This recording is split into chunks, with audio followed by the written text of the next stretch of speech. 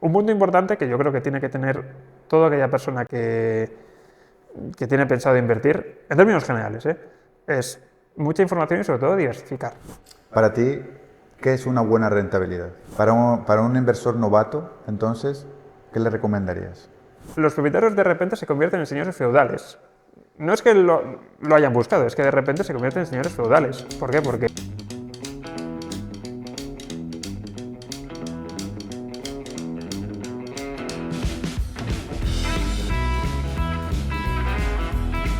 Muy buenas, bienvenidos a vuestro podcast de inversiones, finanzas y desarrollo personal. Hoy nos encontramos una vez más en este escenario magnífico, cedido por el Hostal Villa Miguela. Por ello queremos agradecer a toda su plantilla, a Sier, a Juanjo, al equipo directivo, por confiar en nosotros, por confiar en este proyecto pequeñito, pero que va a pasos agigantados. Hoy tenemos a un invitado especial, un viejo conocido que nos va a hablar sobre inversión inmobiliaria, su experiencia, su historia, su relación con todo esto. Así que bueno, vamos a darle la bienvenida. Alejandro, ¿qué muchas tal? gracias por venir hoy y acompañarnos. A ti por invitarme. Muchas gracias. Alejandro, hace muchos años que nos conocemos, yo diría tranquilamente 15, Sí, más casi. incluso. Sí, sí, sí, sí. Cuéntanos un poco sobre ti. Breve resumen, pues, a ver, no me gusta describirme como un experto inmobiliario porque creo que es una palabra que se ha abusado mucho, pero sí soy un friki inmobiliario bastante asentado. De hecho, desde el 2008, cuando empezó, nada, éramos adolescentes, pero yo ya estaba interesado en el mundillo, sobre todo porque las noticias económicas eran cada vez más y más importantes. Hay una burbuja, está explotando, están quebrando las cajas, bajan los pisos y bueno, se rompió uno de los grandes mantras de los pisos bajan, porque siempre subían, la vivienda siempre sube y los pisos bajan. Desde entonces me empecé a interesar y llegó un punto en el que mi trabajo final de carrera lo hice de marketing en el mercado inmobiliario. El trabajo de final de máster también lo hice de tema inmobiliario y luego he trabajado como agente inmobiliario, lo cual me da una perspectiva bastante amplia y global porque he conocido tanto compradores novatos, compradores experimentados, inversores novatos, que es realmente lo que más abunda, e inversores profesionalizados, que son de los que más se aprende y que además a ellos les encanta contarte cosas y se aprende una auténtica barbaridad en muy poco tiempo. Sí que es cierto que es gente súper curtida y que te puede enseñar cosas increíbles, pero sí que es cierto que es un mundo muy complejo. A mí personalmente me encanta, me apasiona, pero sí que es verdaderamente complejo. Yo creo que dentro de lo que más me gustó fue lo que comentábamos el otro día, que es el publicar, que hace ya 5 años que lo publiqué, mi libro Acierta al comprar vivienda, que empezó todo como una serie de consejillos y al final pues se convirtió en un libro. Hoy vamos a hablar, hoy vamos a dar un pequeño espacio al libro que publicaste, pero antes de nada me gustaría que los espectadores conociesen un poco más a Alejandro Limón de hoy en día, pero también, como comentabas antes, desde aquellos inicios en los que nos conocíamos, aquella etapa escolar. Cuéntanos, ¿estudiamos en qué colegio? Luego nos has dicho que fuiste a la universidad, hiciste el máster, pero cuéntanos un poquito más, por favor. Pues bueno, nos conocimos ya, ya por secundaria, que es cuando yo me pasé a la Salle en Santander. Ahí pues bueno, hice secundaria, bachillerato, luego pasé a estudiar Administración y Dirección de Empresas, que también hace que no, pero te da un barniz importante de cara a iniciarte en el mundo de la inversión. Sí que es cierto que no es necesario estudiarla, pero te aporta una base de despegue interesante. Y luego, pues eso, mi trabajo final de carrera fue del tema inmobiliario. Es que además recuerdo hacer entrevistas a agentes inmobiliarios, a dueños de inmobiliarias, de hecho una muy conocida de aquí, y a investigar todo lo que pude sobre el tema. La verdad es que siempre me ha gustado, en el máster lo mismo, de hecho lo hicimos sobre lo que se llama el home staging, que es bueno, una técnica para vender inmuebles con pequeños cambios, ligeras mejoras y que te permiten venderlo mucho más rápido e incluso a mejor precio. Sí que es cierto que luego a nivel laboral entré al mercado inmobiliario como agente comercial. Es verdaderamente muy duro porque no dejas de ser comercial, puro y duro.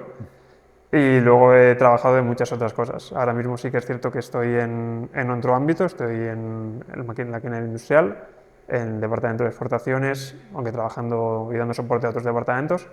pero sí que sigo ligado al mercado inmobiliario porque, como se me ha conocido a través de internet, cada X tiempo alguien me escribe y dice: "Mira, he visto esto, ¿te importa saber qué me sabes decir?". Y gracias a las herramientas que hoy tenemos en día, por ejemplo Google Maps, el poder tirarte a cualquier ciudad desde el aire y decir: "Mira, en esta ciudad hay no sé qué y aquí van a empezar a ampliar, aquí van a crecer, aquí van a poner centros comerciales", y ver el desarrollo que está teniendo no solo la ciudad en la que vives, que al final es siempre donde vas a poder desenvolverte mejor porque es lo que conoces y puedes palpar en la calle, pero el poder ver muchísimas otras ciudades es maravilloso, porque puedes aprender desde grandes ciudades como Madrid a sitios más pequeñitos, pueblos, capitales de provincia quizás no tan conocidas o que no parezca que tengan una rentabilidad inmobiliaria, pero ahí existe.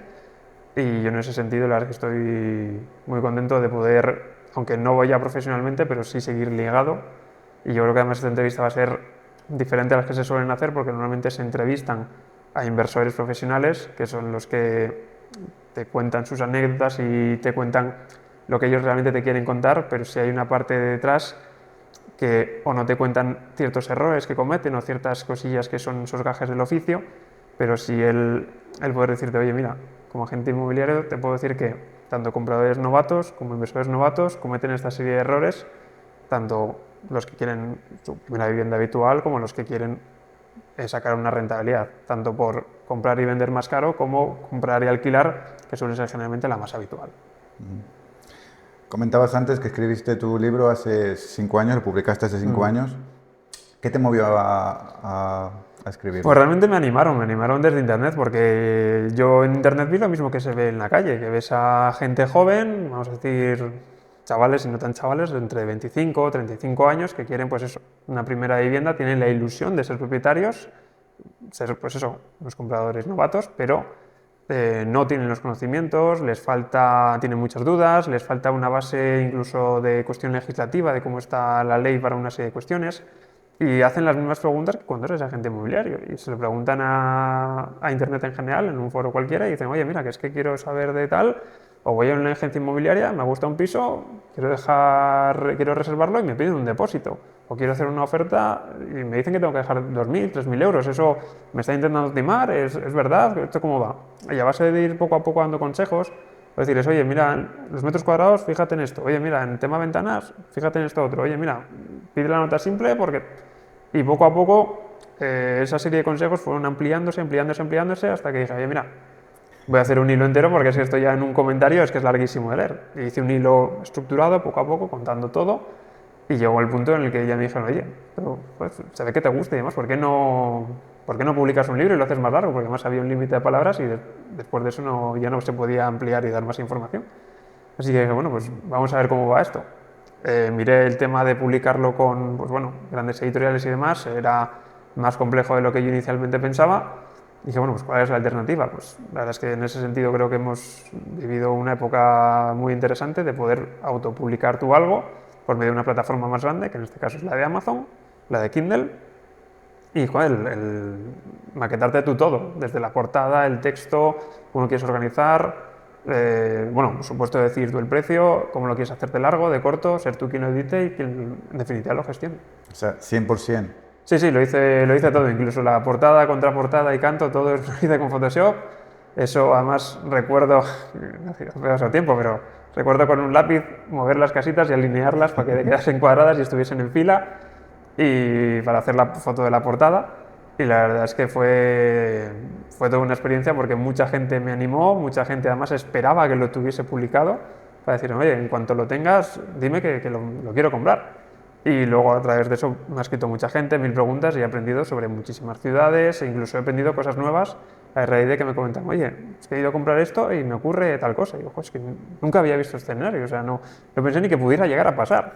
Y sí, me ha contactado incluso gente que en el mundo de las redes sociales es, vamos a decir, relativamente conocida, diciendo: "Oye, voy a comprar una casa y es que voy al registro de la propiedad y solo parece un terreno, ¿por qué no hay una casa?". Y digo: "Pues que es una casa ilegal, la han construido en mitad de la nada". Y encuentras unos casos da para hacer otro libro, o sea, literal. Lo que me sorprendió, me agradó bastante, fue la portada. Cuéntanos un poco sobre ella. Sí, pues la verdad es que el título yo le empecé a dar vueltas y en una de esas se lo comenté a mi madre y dije, joder, es que no sé cómo titularlo. Me dijo, es que lo que tienes que hacer es acertar con él. Acierta vivienda. Y dije, pues se va a quedar así. La verdad es que en cuanto me lo dijo, dije, joder, me ha gustado el título. Y luego eso, el decir, como yo ya sabía de fotografía, dije, pues tengo la cámara, tengo los medios, ¿cómo hago para que quede una portada chula? Y bueno, pues el recurso que tengo es coger casitas de juguete pequeñitas, alinearlas, colocar las luces, las sombras, igual que hemos hecho aquí, hacer un pequeño setup y hacer la foto. Luego la edité con Photoshop para que pudiese tener la contraportada y demás, pero sí que, vamos, a poco que quieras cacharrear y aprender de Photoshop, te queda algo súper gracioso. Me resultó interesante porque eso, yo pensé que en tu cabeza estaba la idea de Monopoly, Sí. inversores, Monopoly, y dije, bueno, pues tiene mucho sentido porque alguien tal vez que coge la primera impresión, o sea, de su primera impresión, intente captar el contenido del libro, pues lo hiciste muy Sí. fácil, muy sencillo, enlazar imagen con contenido. Sí.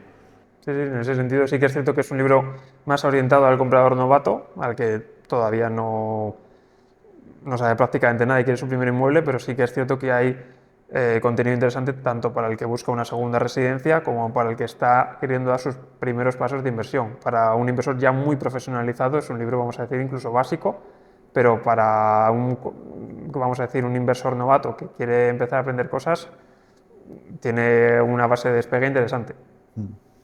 Antes hablabas sobre diversos factores que influyen en tomar la decisión de comprar una vivienda u otra, a pesar de que se encuentre en una localidad, o sea, en la misma localidad, o localidades vecinas, barrios. Sí, al final tienes una serie de inmuebles que son, vamos a decir, mucho más interesantes para, de hecho, si alguna vez te has topado con un anuncio de estos de cómo invertir a nivel inmobiliario, pues ¿un piso que a ti te gustaría? No, eso es completamente cierto. Es mucho mejor y más interesante un piso, vamos a decir que para ti sería menos interesante. Un tercero sin ascensor en un barrio más de clase media, perfecto. ¿Por qué? Porque son inmuebles más interesantes en el sentido de que le vas a sacar una mayor renta mensual. ¿Qué ocurre? Que tendemos a querer personalizar y a coger aquello que a nosotros nos gusta. Pero lo cierto es que si quieres invertir, lo que tienes que aportar es por aquello que da dinero o que por lo menos se va a rentabilizar. Yo creo que uno de los puntos más interesantes del mercado inmobiliario, sobre todo con respecto a otro tipo de inversiones, es que tiene el factor psicológico que lo puedes tocar, lo puedes ver, sabes dónde está el portal, sabes cómo es de grande, sabes de qué color son las paredes, sabes en qué estado está el baño, la cocina. Pero tiene luego un doble juego de rentabilidad que es muy interesante, que es, tienes por un lado un inmueble que vence a la inflación, por lo menos va a servir de refugio, porque crear una mayor oferta monetaria es muy fácil, pero crear una mayor oferta de pisos es más lento y no tan sencillo por cuestiones legislativas. Y al mismo tiempo le puedes sacar una rentabilidad por alquiler, con lo cual estás teniendo dos juegos. Yo hace unos años recuerdo un anuncio de una empresa que ofertaba inmuebles como una garantía muy interesante para invertir y hablaban un 30% de rentabilidad en 2 años. ¿Cómo vas a sacar un 30% de rentabilidad en 2 años? Es que puede que sea posible, pero estamos hablando de un porcentaje demasiado interesante. Estamos hablando de aproximadamente un 15% anual con interés compuesto, pues, o sea, explícame cómo lo consigues. Y la explicación que daban es que sabían que iban a crecer en términos de revalorización de inmueble un tanto por ciento cada año, por la zona en la que era, cómo se está desarrollando el turismo y demás, y luego que esos inmuebles se iban a alquilar. Es decir, iban a tener esos inmuebles en concreto tenían un destino de inmueble turístico y sabían que la rentabilidad iba a ser de aproximadamente tal cantidad. Con lo cual, pues, dices, es que estás jugando con dos rentabilidades que otros mercados no te pueden ofrecer. Por ejemplo, ahora que se ha puesto más de moda, ¿no? Pero el mercado de las criptomonedas no te pueden ofrecer, si te ofrecen quizás una revalorización muy alta, pero no te pueden ofrecer una renta mensual. Y el inversor, vamos a decir, novato, lo que suele querer es un complemento de su pensión. Es decir, soy un jubilado o soy una persona todavía en activo, pero bueno, que me quedan unos años para ser jubilado, o tengo un capital disponible. Tengo todos los meses entrándome una nómina, pero quiero tener más por el motivo que sea. Tienes la opción de, sabes que puedes comprar un inmueble, alquilarlo y tener ese complemento. Con lo cual, pues, yo creo que el inversor novato o el inversor, vamos a decir, aprendiz, suele ir más por esa vía que el inversor, vamos a decir, más profesionalizado, que suele jugar con otros tipos de dinámicas y con otra información. Eso yo creo, me diría más a colación con la siguiente pregunta o con las siguientes preguntas. Antes de continuar en ese sentido sobre inversión, o sea, como pisos de inversión o pisos como primera vivienda, que ahí me gustaría centrarme un poquitín después de esto que te voy a comentar. Hablabas de rentabilidad. Para ti, ¿qué es una buena rentabilidad? Esa es una pregunta muy complicada por varios motivos. Y es que además, permíteme que me desvíe ligeramente, solemos centrarnos o pensar automáticamente cuando escuchamos la palabra inversión inmobiliaria en pisos. Pero lo cierto es que eso es apenas un fragmento de toda la inversión inmobiliaria. O sea, por poner en contexto y en relación, los grandes inversores, los más profesionalizados, no suelen o no tienden a ir tanto a vivienda. Porque sobre todo además la vivienda tiene un componente legislativo mucho más cambiante que otros ámbitos, sobre todo pues, las noticias recientes lo hemos visto. Oye, las viviendas están muy caras, que el gobierno haga algo, pues sacan más leyes, más restrictivas, más problemas, más... Claro que eso no te ocurre en otros ámbitos. Locales comerciales, naves, trasteros... Hay otros tipos de oportunidades inmobiliarias que pueden ser sumamente rentables. De hecho, yo conozco inversores profesionales que lo que hacen es coger naves industriales, medio abandonadas, les dan una reforma un poco particular y lo departamentalizan en trasteros. Y obtienen unas rentabilidades muy interesantes. ¿Cuánto es un porcentaje de rentabilidad interesante? ¿Hablamos de brutos o de netos? Que eso es otro componente que todo inversor debe tener en cuenta y entender. Que hay gente que dice, oye, compro por 100.000, lo alquilo por 500, 500 por 12, lo saco un 6%. Un 6% bruto. Brutos. Si le consigues sacar un 6% neto, vamos a decir en términos de España, es ya una muy buena rentabilidad. Sí que es cierto que cada barrio, cada zona industrial, cada terreno ofrecen diferentes rentabilidades. O sea, lo que en una ciudad es una muy buena rentabilidad, en otra no lo es. Por ejemplo, en la España vaciada, las rentabilidades que se tienden a conseguir son menores de lo que, por ejemplo, vas a poder conseguir en un barrio demandado en Madrid. Con lo cual, pues, lo que en un sitio es una muy buena rentabilidad, en otro una rentabilidad un poco... ¿Qué es lo que pasa? Que los que yo he conocido y que están en activo, siguen en activo, lo que suelen buscar es un 6% neto. En Cantabria, que eso también Sí, difiere de otras claro. comunidades. Y estamos hablando de un 6% que también es a aplicar en diferentes tipos de negocio, que quiero decir. No es lo mismo un comprador novato que compra un piso, pone en alquiler, vamos a decir, un alquiler tradicional de alguien que va a estar un año mínimo o más, que el que compra y dice, no, mira, yo quiero comprar y sacarlo para pisos turísticos. ¿Qué rentabilidad mensual le vas a poder sacar? Pues en teoría es mayor, pero hay que tener en cuenta la fiscalidad, que es otro factor a tener en cuenta para alguien que quiere invertir. Y la gestión. Claro, ¿qué costes de gestión te suponen? No es lo mismo un piso que alquilas y se va gestionando solo y con mucho te da pequeñas incidencias de una lavadora que se ha roto o una pequeña derrama, que un alquiler turístico que requiere una mayor gestión activa. De hecho, algunos inversores profesionalizados no consideran como una inversión en sí, sino como un negocio, porque tienes que estar más pendiente de ello, a menos que lo delegues en una empresa especializada. Claro. Sí, a ver, ahí es donde tenemos un abanico muy grande de inversores. O sea, ahí el inversor que hace una gestión activa, por su parte, es, vamos a decir, un profesional liberal. Ha comprado un inmueble, lo ha hecho para pisos de Airbnb, por poner un ejemplo, y él está constantemente encima, y es eso, un negocio al inversor que ha cogido y dicho, no, mira, he comprado 10 locales, los tengo alquilados, todos los meses pagan, y me olvido. No tengo que estar encima, no tengo que estar preocupado, no tengo que preocuparme de prácticamente nada. Y luego hay otros que lo que hacen es comprar inmuebles muy a saco, pero para hacer determinados tipos de negocios. Por ejemplo, algo que mucha gente no sabe es que los promotores inmobiliarios, hay algunos que por cómo está configurada su empresa, es un grupo y no solo es un promotor inmobiliario que compra terreno y al mismo tiempo tiene una constructora detrás que es parte de su grupo, sino que tienen hoteles, tienen campos de golf, tienen un negocio muy diversificado y sobre todo tienen mucha información. Conocen perfectamente los precios de la zona, conocen perfectamente cómo ha evolucionado, qué va a ser rentable, conocer los planes generales urbanos, conocer la normativa municipal de ese sitio para ese tipo de inmuebles, sean trasteros, sean locales, sean naves, hay todo un abanico muy grande. Se me ocurren dos preguntas. Primero, por un lado, imaginémonos que tenemos entre 25 o 30 años, o incluso hasta 35, como mencionabas antes, que era la gente que te preguntaba y que te inspiró a escribir el libro. A día de hoy, estamos grabando a diciembre de 2024, esto lo publicaremos a mediados de enero del 25, o sea que en cuestión de legislación, supongo, espero que no haya muchos cambios. Mucho. Entonces mi pregunta es, ¿qué requisitos debe tener una persona de ese rango de edad que quiera comprar su vivienda habitual? Luego hablaremos de inversión, o primera inversión. ¿Qué requisitos debería cumplir? Porque hace poco hablaba con uno de mis primos y me comentaba eso. Él tiene 28 años y él quiere comprar su primera vivienda, su vivienda habitual. Él en principio no es inversor. Él quiere una casa donde vivir, digamos, la mentalidad tradicional. A ver, requisitos, ahí es, primero se te puede exigir en el banco en caso de que requieras financiación, pero más que requisitos yo creo que son consejos necesarios para saber lo que estás haciendo.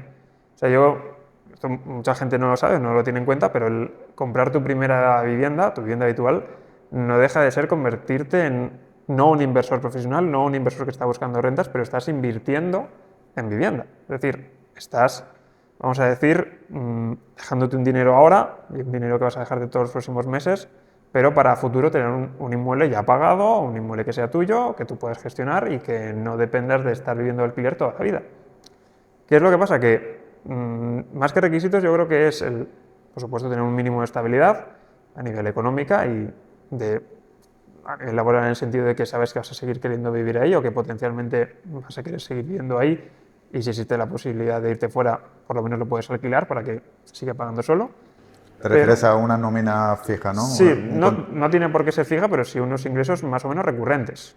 De hecho, hay personas que no tienen nóminas como tal, pero sí tienen ingresos recurrentes por diferentes actividades y eso les permite el poder decir, oye, mira, todos los meses mínimo gano esto. Lo cual, pues, hay meses más así y más así, pero todos los meses puedo conseguir tal cantidad de dinero que me permita adquirir este inmueble. ¿Qué es lo que ocurre? Que tanto para un comprador novato como para un inversor profesional o un inversor incluso novato, lo importante es tener información. Es decir, ¿cuánto sabes, cuánto entiendes? ¿Sabes cómo todos los pasos que se dan para comprar un inmueble? ¿Sabes lo que es un contrato de reserva? ¿Sabes lo que es un contrato de arras? ¿Entiendes lo que es una nota simple? ¿Entiendes, vamos a decir, los pasos que una inmobiliaria va a querer que des con ellos de cara a firmar y qué depósitos quieren que dejes? ¿Conoces el plan general urbano de tu ciudad? Porque esto es importante tanto para un novato como para un profesional.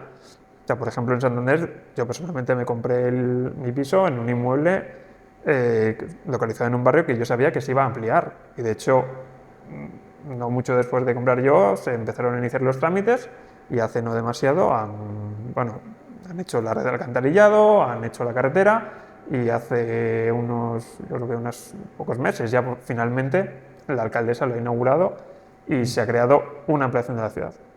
Vas a tener más servicios, vas a tener más comunicaciones, se va a ampliar los transportes públicos. Es decir, ¿hacia dónde está creciendo tu ciudad? ¿Te interesa vivir ahí o quizás sea más interesante vivir en otro sitio?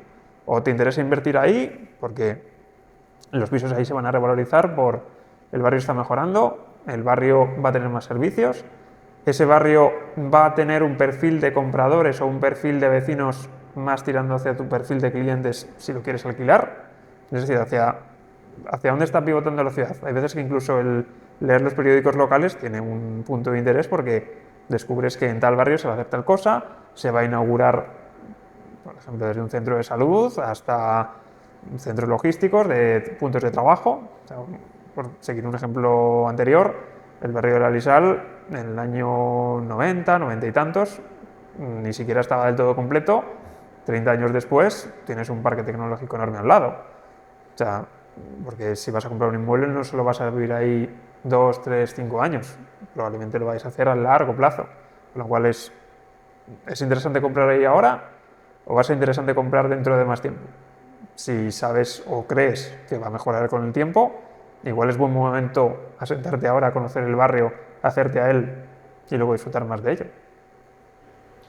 En este caso, yo comprendo, entiendo lo que comentas, de que no se trata únicamente de me gusta este piso, lo quiero y lo compro, sino obviamente tenemos que formarnos, informarnos y analizar toda la situación y analizar la evolución de nuestra ciudad. Pero en este caso, como te comentaba, mi primo o le gustaría o intentaría comprar un piso en el centro de Santander o en el centro de cualquier ciudad.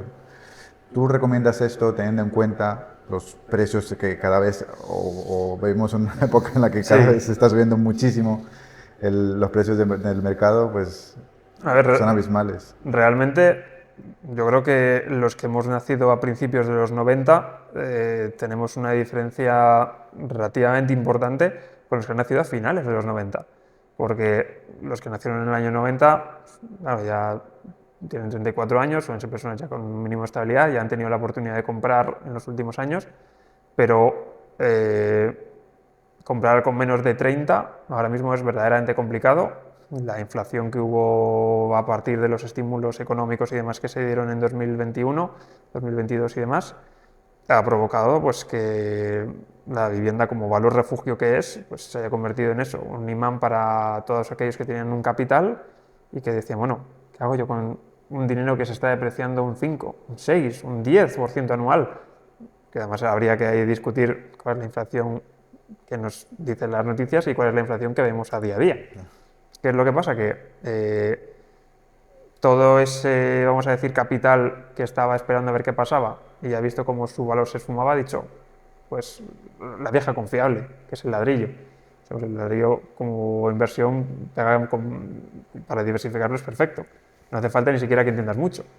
¿Qué es lo que pasa? Que toda esa demanda ha devorado una gran parte de la oferta y el panorama es muy desalentador.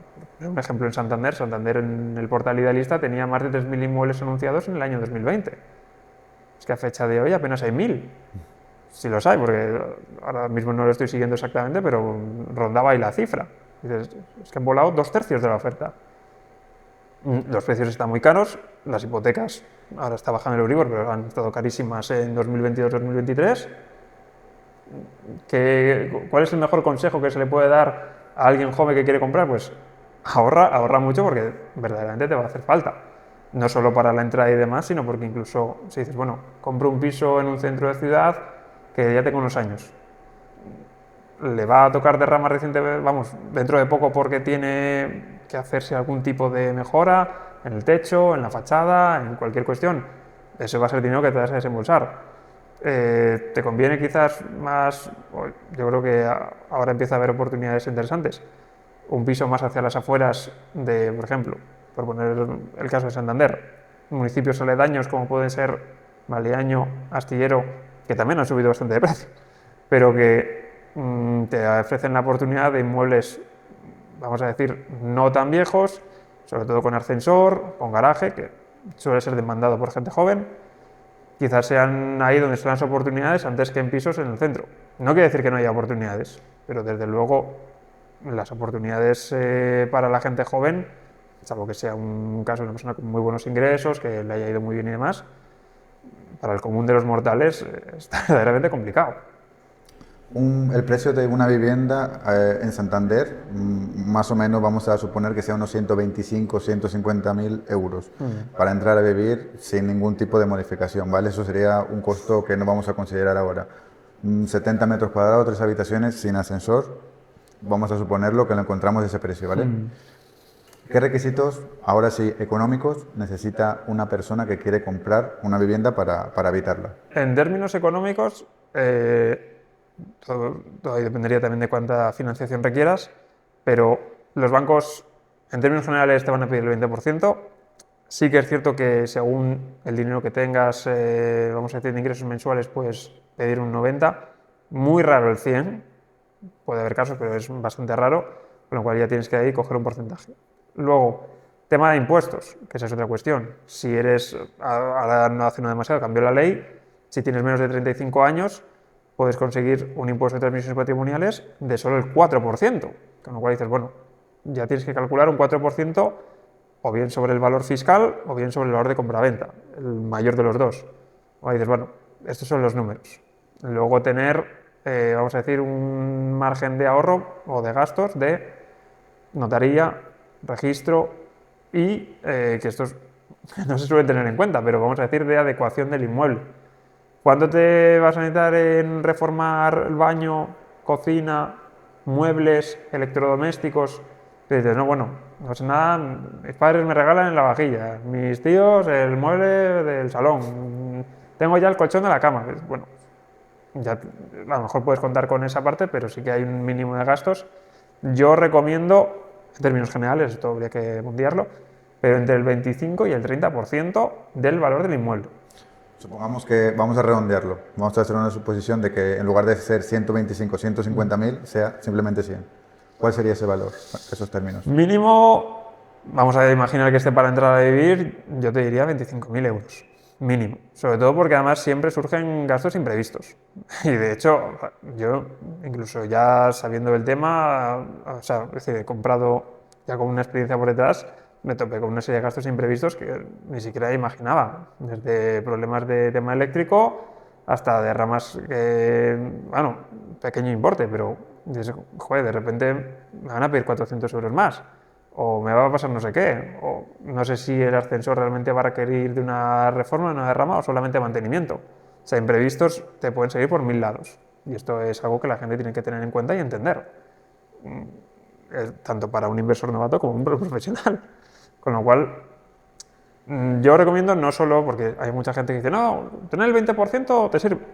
Bueno, añadirle impuestos, gastos, o sea, mínimo un 25%, vamos a suponer eso, que puedes conseguir más del 80% de financiación y que te puedes acoger a un tipo impositivo bajo de impuesto de transmisiones patrimoniales por ser menor de 35 años y destinarlo a vivienda habitual. ¿Sabes el valor del ITP si no fuera ese 4%, si no fuéramos menores de 35 años?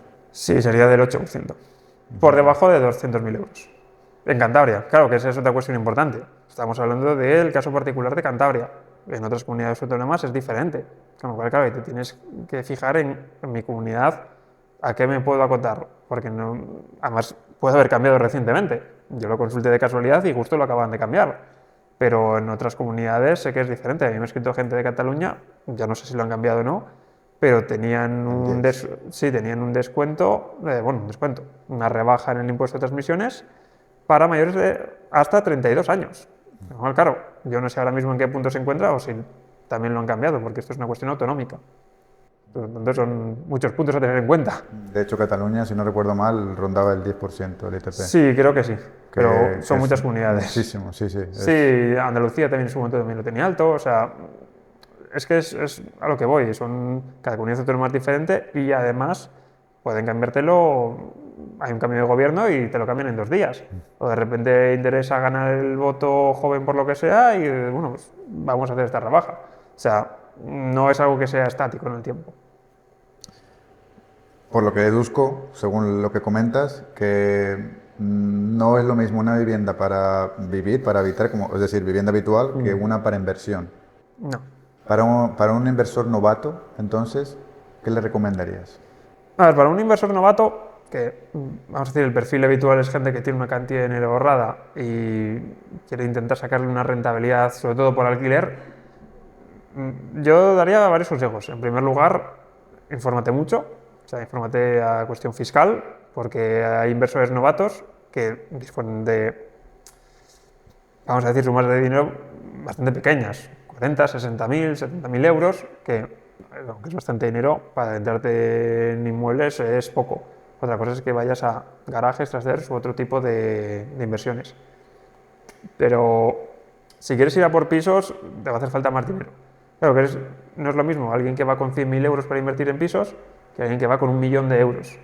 ¿Sabes? Si vas con ciertas cantidades de dinero, tienes que estudiar la posibilidad de, ¿me hace falta montar una sociedad o me viene mejor hacerlo como una persona particular? Porque si es para un solo piso, probablemente sea mejor hacerlo como una persona física, no como una persona jurídica, y acogerte a, por ejemplo, el descuento que hay ahora mismo de si alquilas tu piso de forma habitual, porque tienes exento, si no recuerdo mal, era el 60%. 50 ahora. Sí, 50, sí, es que creo que lo iban a cambiar o lo estaban cambiando.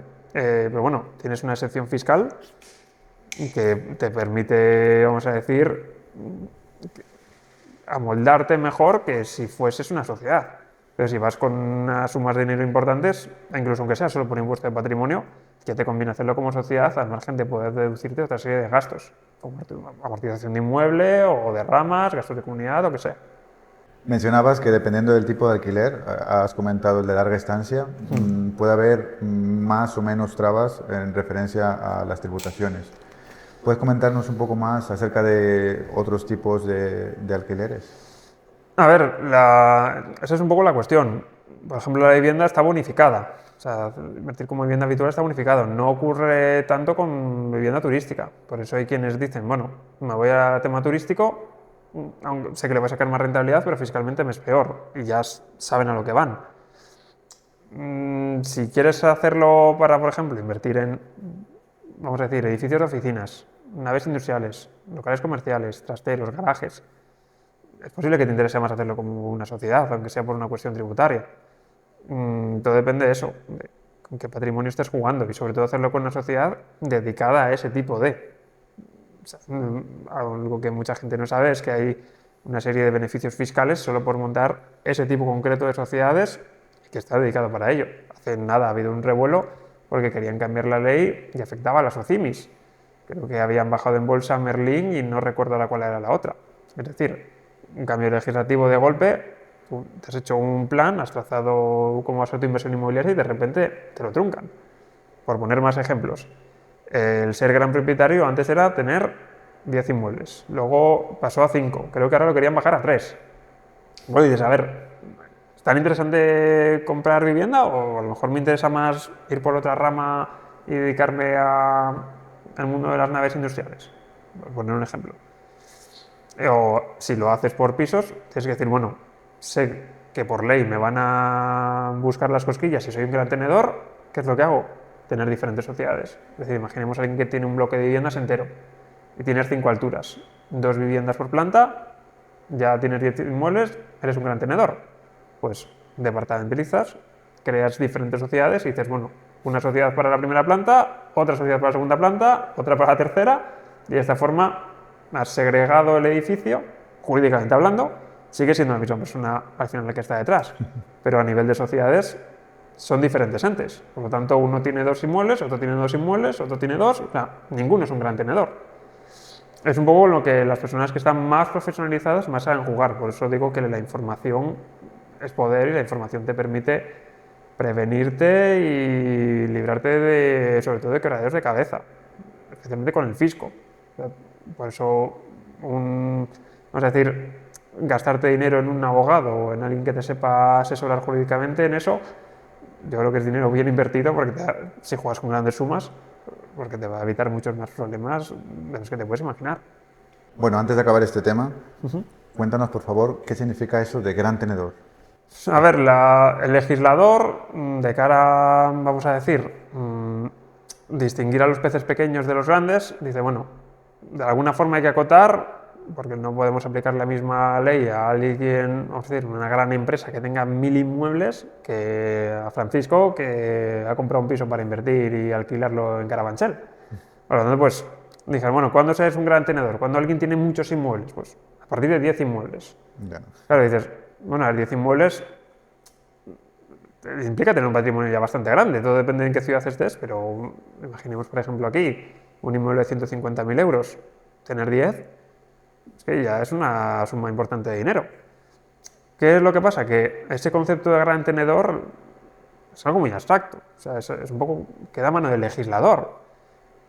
Para mí, a lo mejor un gran tenedor es un tío que tiene 40 inmuebles, o sea, o alguien que tenga por lo menos 20. Entre los inversores sí, los inversores inmobiliarios más conocidos que tienen cursos y libros y demás en España, un ejemplo es Carlos Galán. Si no recuerdo mal, tenía 20 inmuebles.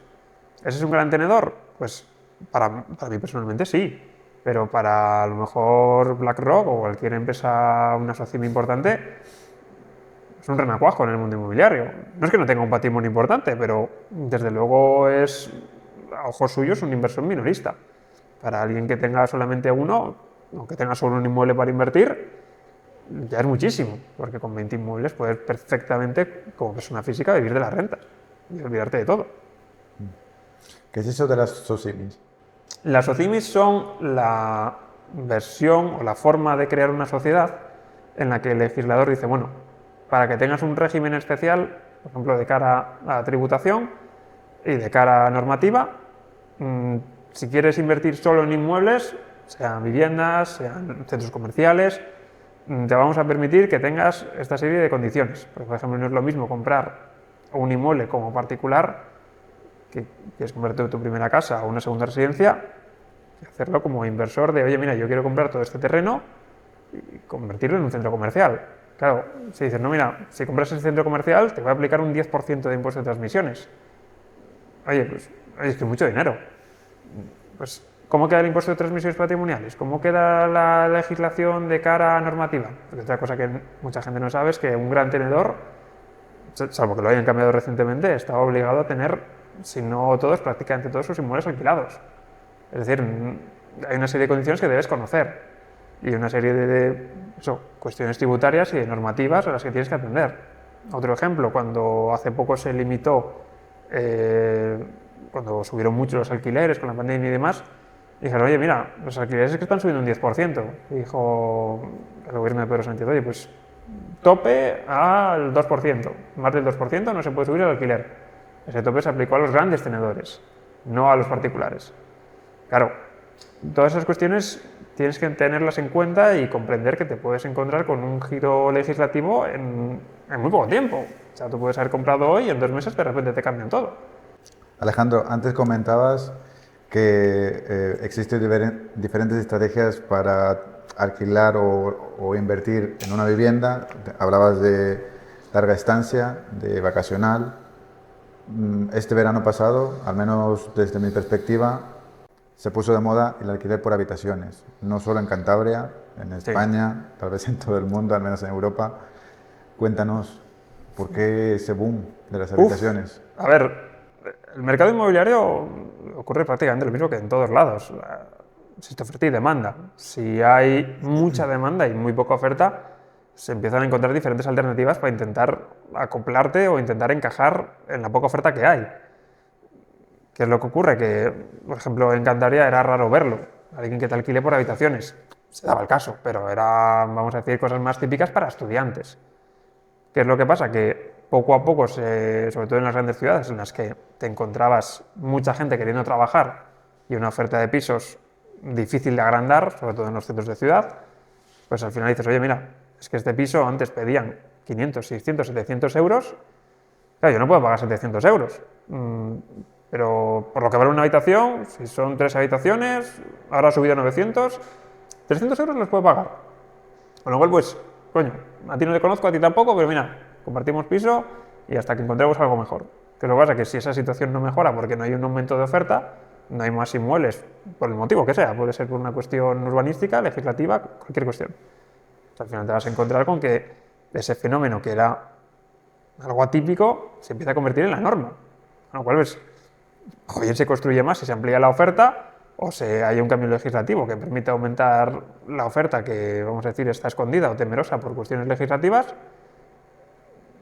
Al final te vas a encontrar con que ese panorama va a ser el habitual. Y de hecho, aquí todavía no lo hemos visto, pero en Estados Unidos, en ciudades que concentran mucho trabajo y que concentran oportunidades muy interesantes, se ha pasado algo que personalmente me llama mucha atención.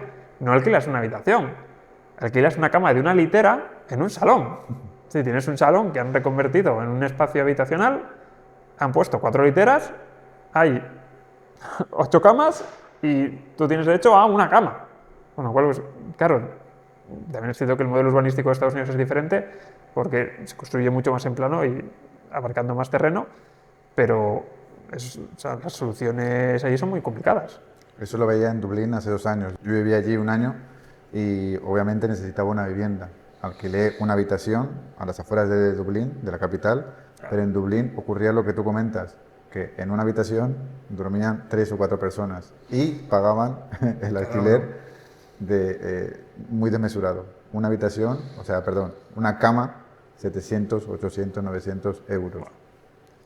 A ver, sí que habría que atender a cuáles son los sueldos en una ciudad como Dublín, a cómo son los sueldos quizás en otros puntos de España.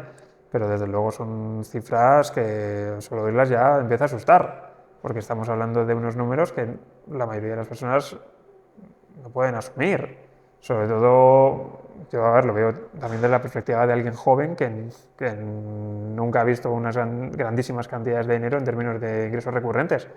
Pero cuando te topas con personas que han ido con unos perfiles muy concretos a ciudades muy top, podemos hablar de Londres, de Dublín, de París, de Berlín, y dices, bueno, es que aquí lo normal es que la gente que venga para acá tenga unos perfiles universitarios y que cobren no menos de esta cantidad. Y además con una experiencia y un tal, y que van creciendo y promocionando a nivel laboral muy rápido. Pero claro, desembarcar en una de esas ciudades sin, vamos a decir, sin una base de que puedas ya cotizarte a nivel laboral a un nivel alto, es verdaderamente complicado.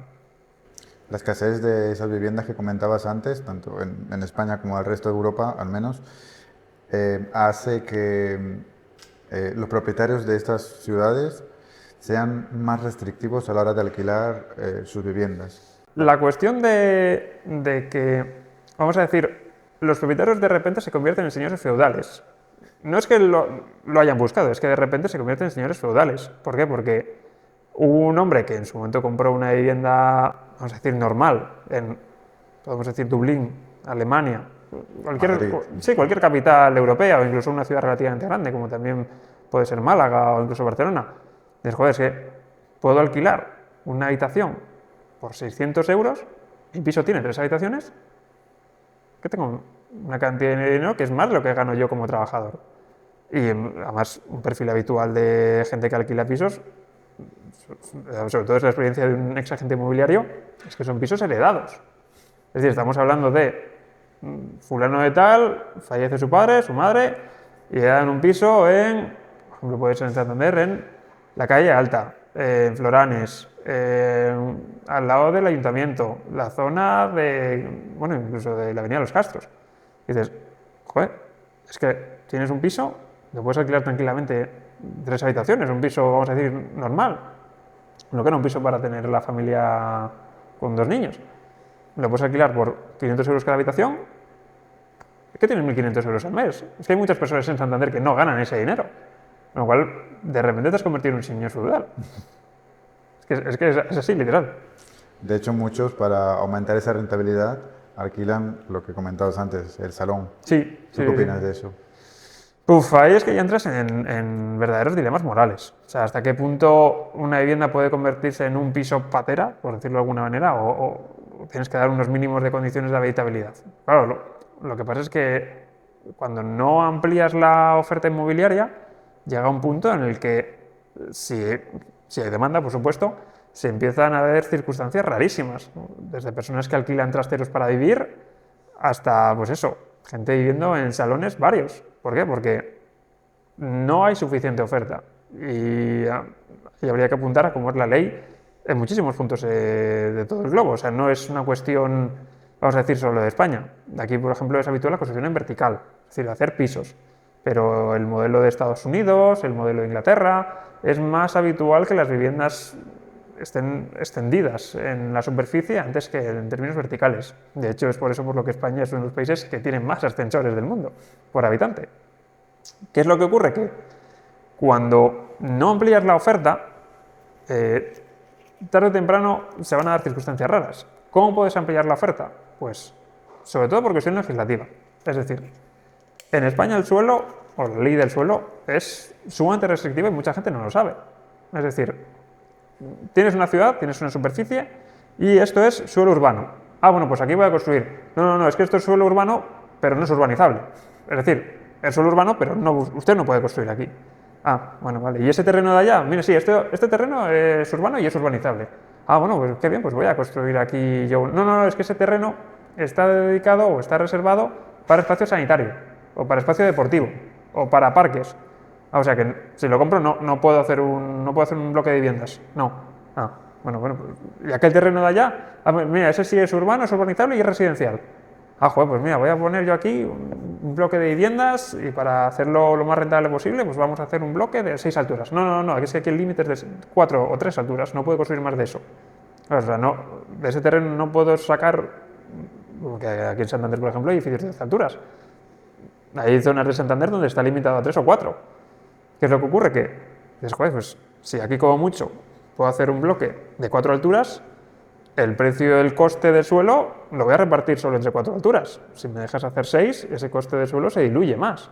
Por lo tanto, claro, tienes una cuestión legislativa en la que en muchos espacios no te dejan construir y en los que te dejan construir tienes que ver con un montón de normas. Y un montón de normas, no solo a nivel nacional, sino a nivel municipal. El plan general urbano es importantísimo, tanto ahí para un comprador novato como para un inversor que diga, oye, ¿puedo comprar aquí más adelante? ¿Aquí va a crecer la ciudad? Sí, no. Pues, todo esto hay que tenerlo en cuenta.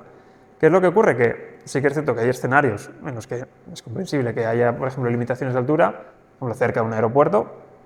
Es comprensible que por una cuestión logística pues no puedes hacer un rascacielos, pero cuando llega el momento de decir, oye, ¿aquí por qué no puedo construir un edificio de 10 alturas? No, es que no lo permite. Pues, claro, la oferta queda sumamente limitada y en Estados Unidos, por ejemplo, que lo habitual es que haya viviendas, pues eso, vamos a decir la típica casita de los Simpson, de los suburbios, que es una casa unifamiliar con jardín por delante y por detrás. Y dices, es que solo te queda este espacio dentro de la ciudad para crecer, que el otro ya es otro término municipal. Si quieres vivir en esa ciudad, solo queda esto para construir. Y aquí, como mucho, se pueden hacer 12 viviendas, no dejamos hacer más de eso. Claro, la oferta queda súper reducida. Y una de las quejas más habituales de Estados Unidos cuando se habla en documentales y demás es affordable housing. O sea, quieren casas que se puedan permitir, no que se convierta en un bien de lujo. La última pregunta para recapitular y finalizar con la sección de tu libro, Alejandro. Nos habíamos quedado en la parte de comprar una vivienda, bien como inversor, bien como comprador de primera vivienda habitual. Entonces, vamos al banco, obviamente no contamos con todo ese capital que necesitamos para la compra-venta. El banco nos comentabas que normalmente nos va a ceder, nos va a prestar el 80%, 90% si tenemos suerte, 100% en casos muy específicos e ideales, digamos. ¿Qué más tenemos que tener en cuenta? A ver, realmente, no voy a decir que es tan importante, pero escoger bien una hipoteca es casi tan importante como escoger bien un inmueble, porque te vas a casar con el banco muchos años. Tienes que entender bien lo que es una hipoteca como producto de inversión. O sea, realmente es un instrumento financiero muy complejo. De hecho, por ello existe una ley dedicada solo para ello, la ley hipotecaria. O sea, tienes que entender cómo funciona para, vamos a decir, no tropezar en las mismas piedras que otros han tropezado antes. Y una hipoteca fija, una hipoteca variable, una hipoteca mixta, ¿qué es lo que más te conviene? Bueno, primero háblanos un poquito de cada una, por favor. A ver, la hipoteca fija no tiene excesivo misterio. Es decir, tú vas a tener un tanto por ciento de interés mensual. La misma cuota, siempre, inalterable. Luego tienes la hipoteca variable. Es decir, vas a ir acompasado con el Euribor. Y el Euribor ha tenido una evolución bastante brutal en los últimos años. Es decir, ha habido gente que ha pasado de pagar 400 y a más de 1.000 euros al mes. Bueno, pues claro, ¿estás dispuesto a asumir una potencial volatilidad tan grande en unas cuotas que van a ser fijas durante una serie de meses? Porque las hipotecas variables suelen ser con revisiones a 6 o a 12 meses vista. ¿Te compensa asumir ese riesgo? ¿Tienes hijos? ¿Te puedes permitir que de repente te suba la cuota a 200 euros? Ahí es donde cada uno tiene que jugar con esas posibilidades. Luego son menos habituales, pero también se dan las hipotecas mixtas. Es decir, tú tienes una serie de años fijos y luego pasas a variable, a lo que indica el mercado. ¿Qué es lo que ocurre? Que las hipotecas fijas te dan una tranquilidad, pero también tienes que tener en cuenta que eso, si por ejemplo el Euribor empieza a caer, hace poco ha habido gente firmando hipotecas fijas al 4 y pico por ciento, y ahora vuelve a haber gente que las está firmando al 2,4. Por tanto, tienes la opción de decir, oye, no me importa porque lo puedo pagar todos los meses sin problema y me quedo más tranquilo. O una hipoteca variable en la que dices, oye, la fluctuación del Euribor, que va a ir acompasado también con lo que va a decir el Banco Central sobre los tipos de interés, te puede beneficiar o te puede perjudicar. En el año 2008 hubo gente metiéndose en unas hipotecas muy gordas y cuando empezó a caer el Euribor, gente que pagaba 1000 y pico euros al mes pagaba apenas 500. Bueno, pues claro, eso es un alivio muy interesante. ¿Es poco probable que vaya a pasar en los próximos meses?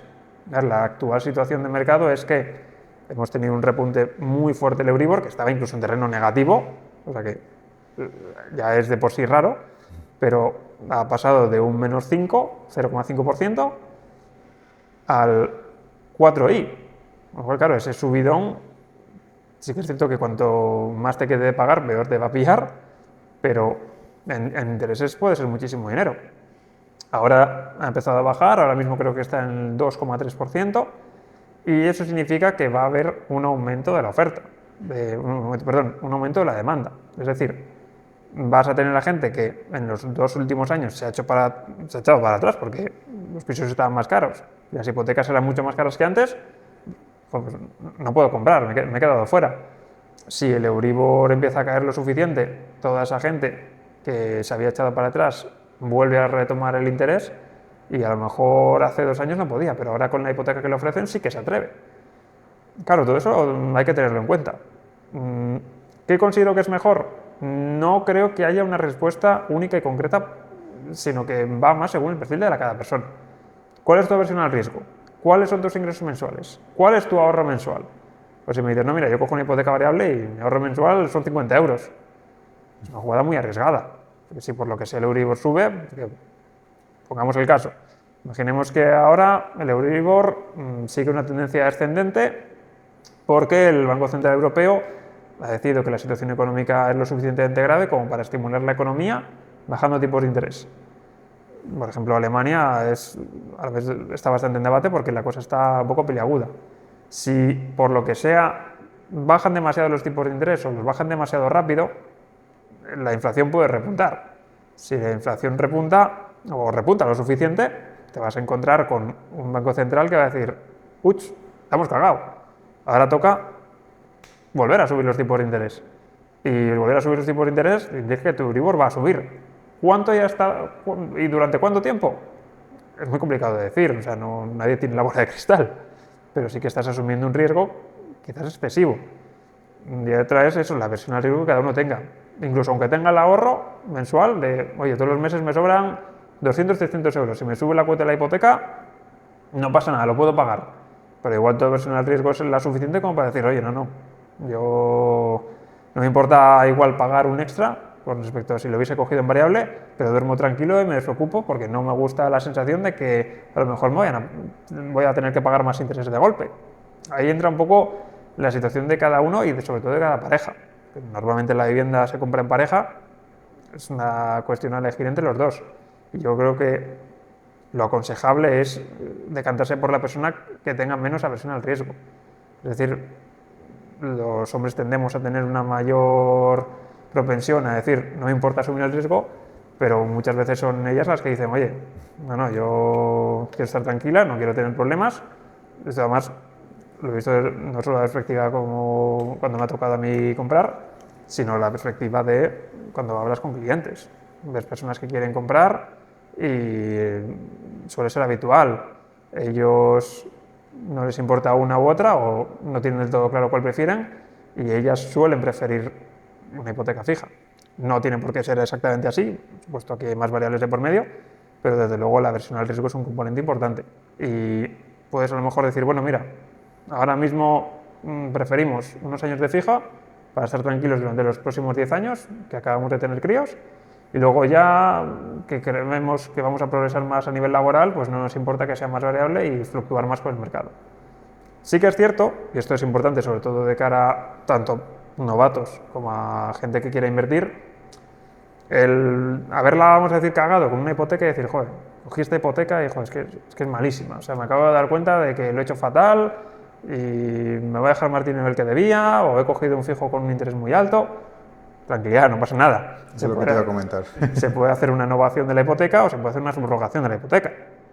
y decir, oye, mira, ya no estoy contento con esta entidad bancaria, me voy a esta otra porque me ofrecen X. Con lo cual, dentro de que comprar un mal inmueble te puede salir muy rana, adquirir una mala hipoteca es algo que se puede subsanar, por decirlo de alguna manera.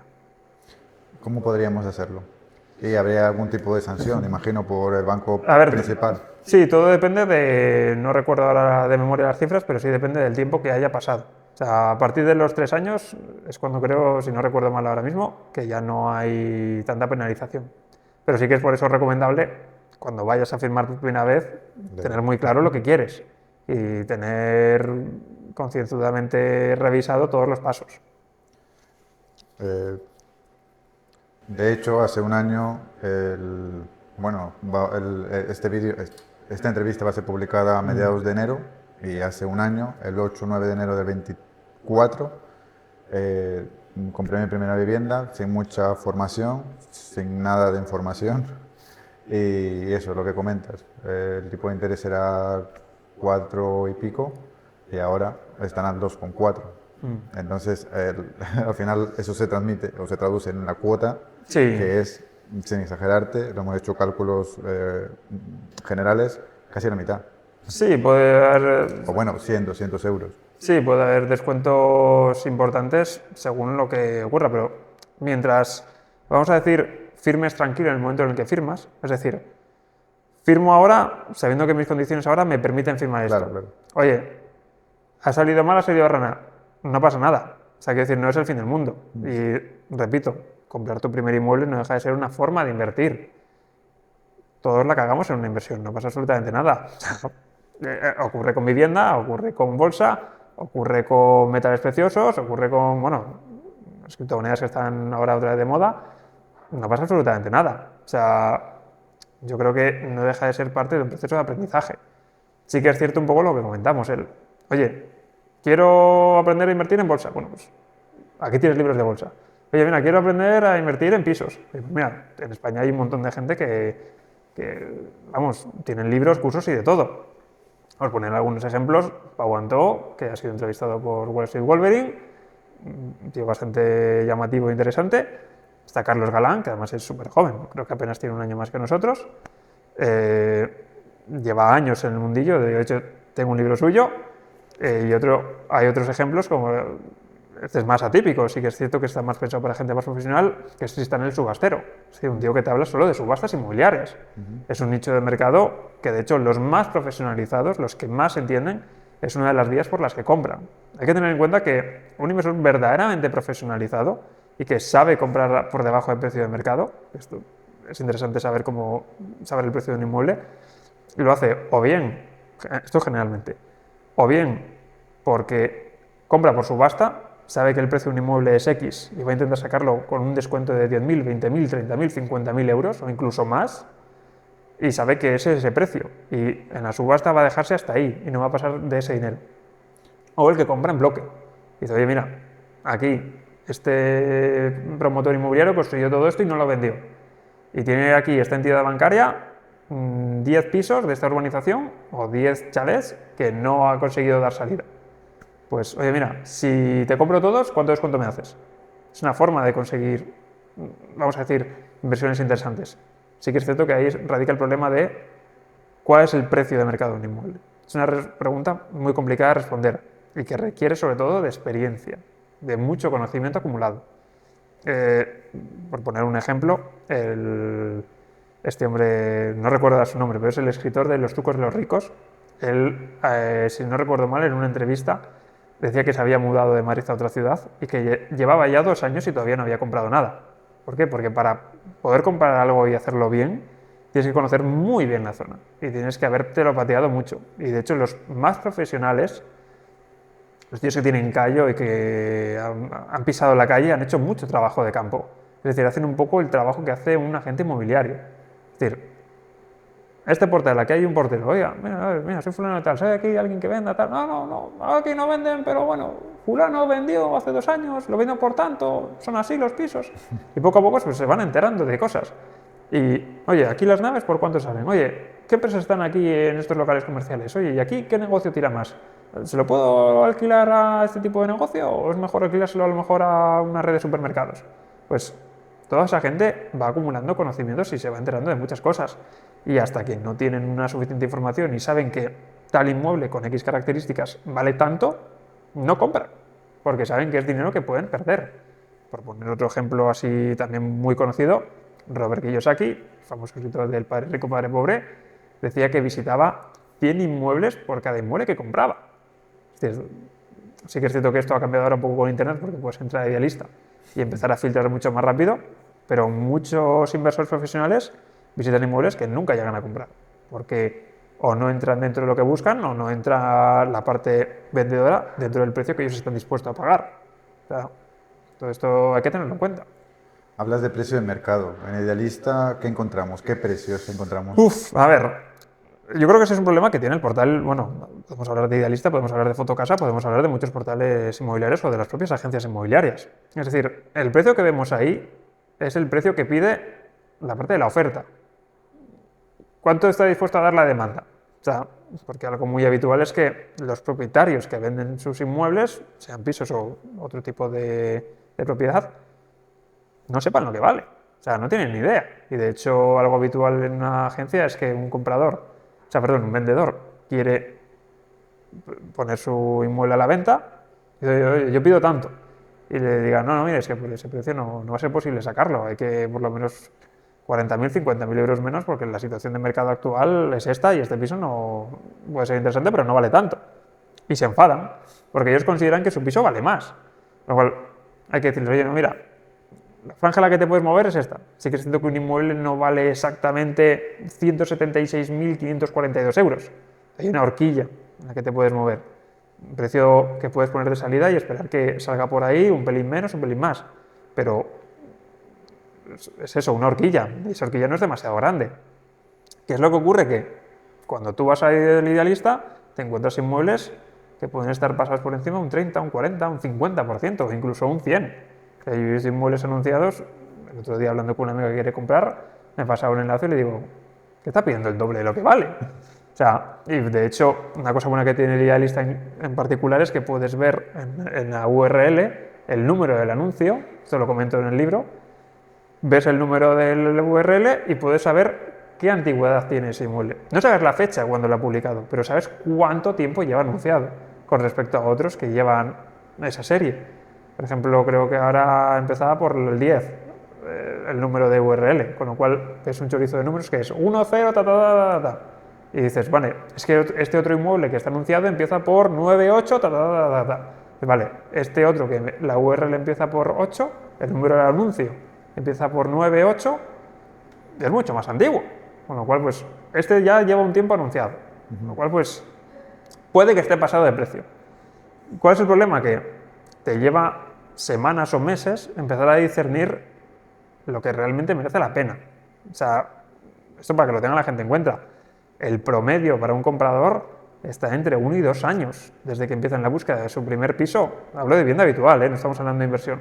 O sea, desde que empiezas a mirar hasta que terminas comprando algo, mirar con un poco de seriedad, no de curiosear, pasan meses. Y yo personalmente conozco un caso de una chica que compró cuando apenas llevaba 2 o 3 meses mirando inmuebles, que su compra no fue del todo adecuada porque se había pagado más de lo que realmente valdría. ¿Por qué? Porque le faltaba información. Tenía ganas de comprar, se lanzó y le dio igual todo. Claro, eso te puede suponer problemas de cara a la tasación si requieres de financiación. ¿Cuál es el problema? Que en Idealista ves eso, solo lo que piden. ¿Hasta dónde están dispuestos a llegar? Pues, por eso recomiendo el ir poco a poco, mirando, tomártelo con calma. Oye, ¿cuánto pide este? ¿Y este inmueble que es parecido, cuánto pide este? Joder, mira, es que aquí hay uno que vende un piso de una habitación en este barrio con estas características y otro muy parecido, pero de 2, y apenas tienen 5.000 euros de diferencia. El que tiene el piso de una habitación está muy pasado de precio. A lo mejor yo solo quiero un piso de una habitación, pero es que este hombre claramente está pasado de precio. Y ahí es donde poco a poco tú tienes que ir discerniendo. Sí que es cierto que si estás muy al quite y miras todos los días, puedes llegar a ver lo que vuela sobre la marcha. De hecho, un compañero mío de trabajo está mirando para comprar, me pasó un enlace de un piso y le dije, este no va a durar demasiado, ¿eh? Este piso puede... Sí, puede que lo ventilen rápido y efectivamente. por la tarde había desaparecido el anuncio cuando lo había puesto por la mañana. O sea, estamos hablando de casos bastante particulares. Y yo, recientemente también hablando con un familiar, me pasó un enlace y dijo, oye, ¿este piso qué te parece? Y digo, joder, está muy bien, conozco perfectamente la zona, sé lo que vale, joder, es que está pidiendo 204.000 euros. Yo creo que lo podrían sacar por 220.000.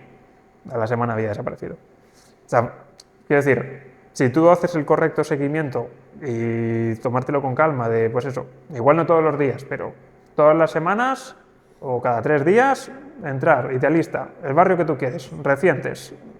Mira, ha entrado este piso, me ha entrado este otro. Me voy a guardar este en favoritos y este en favoritos a ver si bajan el precio. Mira, este anuncio ha desaparecido. Joder, pues ha durado nada, 4 días. Y poco a poco empiezas a ver los inmuebles con las características que más o menos buscas, lo que dura. Y eso es, por eso te digo, es un trabajo de campo por parte del comprador.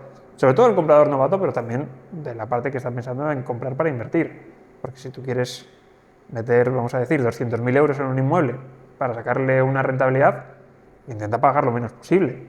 O sea, eso, un piso, una nave, un local, oye, ¿este local comercial realmente vale 180.000 euros o por 150.000 se podría llegar a adquirir uno igual o que dé la misma rentabilidad mensual? Son cuestiones que tienes que tener en cuenta. Perdón. Vamos entonces ahora con la parte inversora. Queremos comprar nuestra primera vivienda, vamos a centrarnos un poquito en Cantabria, no vamos a salirnos mucho geográficamente porque País Vasco y Asturias, digamos que son otros terrenos sociodemográficos y económicos distintos a Cantabria. Sí. Entonces, ¿cómo empezarías? ¿O qué recomendaciones le darías, aparte de la formación y todo lo que hemos hablado antes?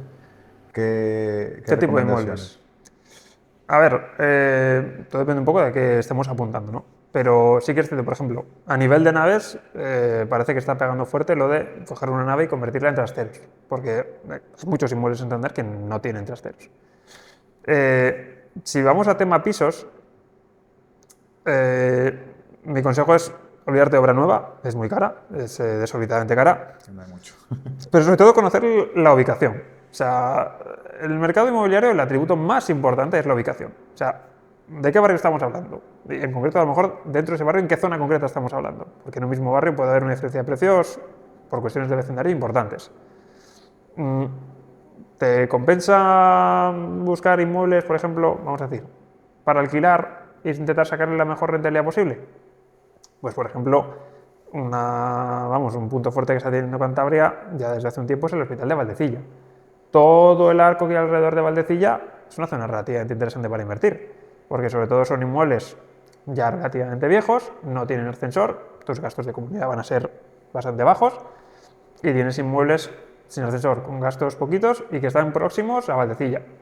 ¿Cuánta gente hay que está haciendo un trabajo temporal en Valdecilla durante unos pocos meses, unos pocos años? Pues bastante, lo cual pues sabes qué público vas a tener siempre. Por eso para mí la calle alta, ese tipo de inmuebles pueden llegar a ser interesantes. No solo la calle alta, enfrente de las universidades hay hileras de pisos enteras que todos tienen por lo menos 5 o 6 estudiantes en algunas de esas viviendas. De hecho hay edificios que son solo de alquiler de estudiantes. Por lo tanto son zonas, al menos a mi juicio, interesantes, pero también porque la parte de los estudiantes tiene una dualidad. En invierno o la temporada de estudiantes, y como estás lo suficientemente próximo de la playa del Sardinero, pues luego en verano lo alquilas a turistas. Sí que es cierto que si la legislación cambia o tienes cuestiones legislativas, te dicen, oye, si quieres poner ahí un piso turístico, te hace falta licencia de tal, y a lo mejor te echa para atrás. Pero sí que son, al menos a mi juicio, dentro de lo que es Santander, zonas interesantes. ¿Te podría hablar de Laredo? No, porque no lo conozco. Y Laredo está a media hora en coche. O sea, no es una distancia especialmente larga. ¿Te podría hablar de Torrelavega? Que está a 20 minutos y también es una ciudad importante, bueno, la segunda ciudad más importante de Cantabria. Pues tampoco, porque prácticamente no lo conozco. O sea, ¿qué rentabilidades puede ofrecer Torrelavega o, comillas, Suances, Reynosa? No lo sé. O sea, no te puedo recomendar algo que realmente no conozco.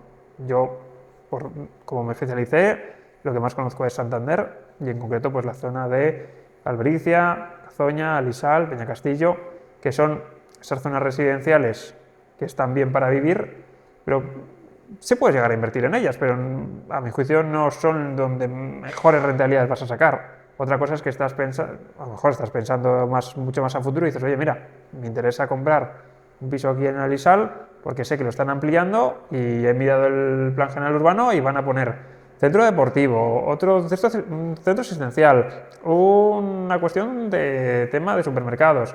O sea, ¿cómo? O sea, ¿te va a merecer la pena a largo plazo porque va a crecer el inmueble más en términos de lo que vale el inmueble porque tienes intención de venderlo? Todo eso tienes que considerar. Pero yo, si lo que buscas es una rentabilidad mensual, le apuntaría más eso, a lo que, por ejemplo, Carlos Galán recomienda. Inmuebles de ya unos años, que estén lo suficientemente bien conservados, que no tienes muchas sorpresas en términos de derramas, pero sin ascensor, que requieran de una reforma, vamos a decir, ligera, no que haya que entrar con una pala excavadora, y que se puedan alquilar en cuestión de 2-3 meses como mucho, una vez lo hayas adquirido. Como te mencionaba antes, mi pregunta iba dirigida hacia esos primeros inversores. Mi pregunta iba dirigida pensando en inversores novatos y principiantes. Y acabas de comentar alquileres por temporalidad o a estudiantes. ¿Crees que es la mejor? ¿Mejor qué? ¿Crees que es la mejor tipología para este perfil de inversor? A ver, yo creo que al menos a fecha de hoy, de las mejores opciones. Sí que es cierto eso que ahí entras en la versión al riesgo en términos legislativos. Es decir, ahora puedo alquilarlos, tanto a estudiantes durante 9-10 meses al año, y luego en 2 meses le saco otro pico interesante con turistas.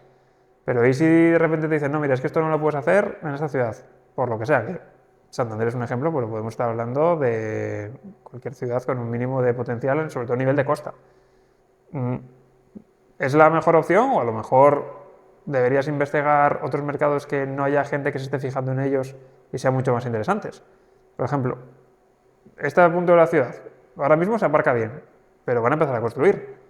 Cuando se empieza a construir y haya un montón de residencias, que en esos inmuebles haya viviendo una familia y haya 2 personas viviendo, padre y madre con niños, el padre tenga un coche, la madre tenga un coche, y solamente haya un garaje o una plaza de garaje para ellos en el edificio, esa gente a lo mejor quiere dejar el coche también a resguardo por las noches. ¿Puede ser un punto interesante para invertir? Hay gente que se ha sacado verdaderas rentabilidades muy buenas. A título personal conozco un caso que sacó, si no recuerdo mal, era un 12% neto solo con garajes. Y además garajes tienen una ventaja muy gorda, que es que no te lo van a ocupar. Porque sí que es cierto que a nivel de vivienda, vamos, uno de los temas que más preocupan es el riesgo de que te la ocupen. Pero con una plaza de garaje se puede dar el caso y que te dejan ahí un coche plantado y se olviden. Pero claro, ya tienes que dejar tu coche ahí plantado. Con lo cual, pues claro, el coste no te merece la pena, o no suele merecer la pena. ¿Qué es lo que ocurre? Que las plazas de garaje en ese sentido dan muchos menos gastos, también mensuales. No se rompe una lavadora, no se rompe el lavavajillas, no hay que cambiar la cerradura, no te dan esos problemas, tampoco hay que, yo qué sé, pintar las paredes. A lo mejor son mucho más rentables, o a lo mejor la parte de los locales comerciales en determinadas calles, podría poner un ejemplo en Santander, Isabel II, o a lo mejor en, yo que sé, Calvo Sotelo, son calles que siempre van a tener tráfico, siempre van a tener público y a lo mejor con el tiempo, si es cierto que Santander se termina convirtiendo en una ciudad donde cada vez hay más y más turismo, a lo mejor solo por esos meses al año que hay más turismo, merece la pena invertir ahí porque la gente que se quiera poner ahí va a estar dispuesta a pagar más. O sea, es un ejemplo, que nadie se lo tome como un consejo de inversión porque realmente no sé cuál va a ser la evolución concreta. Pero sí que es cierto que, al menos a fecha de hoy, mirar solo vivienda, yo personalmente considero que es un error, sobre todo porque te vas a ver envuelto o te vas a ver obligado a estar pendiente de cómo cambia la ley. Igual lo que nos queda de legislatura tenemos otros 2 o 3 bandazos en términos de normativa. Y igual en las siguientes elecciones hay un cambio de gobierno que te reformula todo y hay cosas que ya no te sirven, pero otras que te empiezan a ser más interesantes. Siempre hay que ser un poco cauto con esas cosas y tener muy en cuenta y muy presente que no la vivienda es lo primero que nos viene a la cabeza, pero quizás no sea lo más interesante. Antes hablabas de Carlos Galán. Yo le sigo desde hace medio año y desde que empecé a verle en YouTube principalmente, vi que había mucha formación digital. La suya sigue una vía de inversión distinta a la de otros inversores que obviamente también ofrecen formación. Pero ¿tú qué opinas? A ver, yo creo que es un tío que es muy avispado, o sea, realmente es un tío muy inteligente, o sea, eso se lo doy sin ningún problema. Creo que es un tío que se ha sabido mover muy bien y mucho, que debe ser muy culo inquieto, pero sí que es cierto que cuando uno quiere invertir tiene que saber si va a seguir o a pagar, está dispuesta para un curso y demás, que puede ser muy interesante. Yo personalmente no he visto ninguno, con lo cual pues no puedo dar una opinión sólida, pero sí que creo o considero que puede merecer la pena pagar algo si tienes el suficiente capital, aunque sea para sentar unas bases y unas guías. O sea, que nadie espere que comprando un curso de estos le digan, oye, mira, compra pisos aquí en este sitio que pasado mañana valen el doble y la rentabilidad por alquiler va a ser espectacular. O sea, no te lo van a decir. O sea, si te lo dicen es porque realmente tienen mucha confianza en ti o porque esto no deja de ser una especie de competición. O sea, si yo a ti te cuento mis trucos de lo que me da muy rentable y la oferta es esa y es limitada, o lo compras tú o lo compro yo. O sea, no ver para los dos. ¿Qué es lo que pasa? Que cuando se dan estos casos, es lo que digo, no te van a decir, oye, compra esto. Te va a decir, oye, los tipos de inmuebles interesantes son estos y estos y estos. Pero no te va a decir, oye, mira, no, compra en, yo qué sé, en Colmenar Viejo este tipo de inmuebles porque pasado mañana van a valer la leche. Pues, te lo está diciendo, ¿por qué no los compra él? O sea, aparte que sí que es cierto que es gente que juega con mucha información y ha hecho muchísimo trabajo de campo. Yo, en algunos vídeos que he visto suyos, te dice, oye, ¿cómo conseguir inmuebles con 0 euros?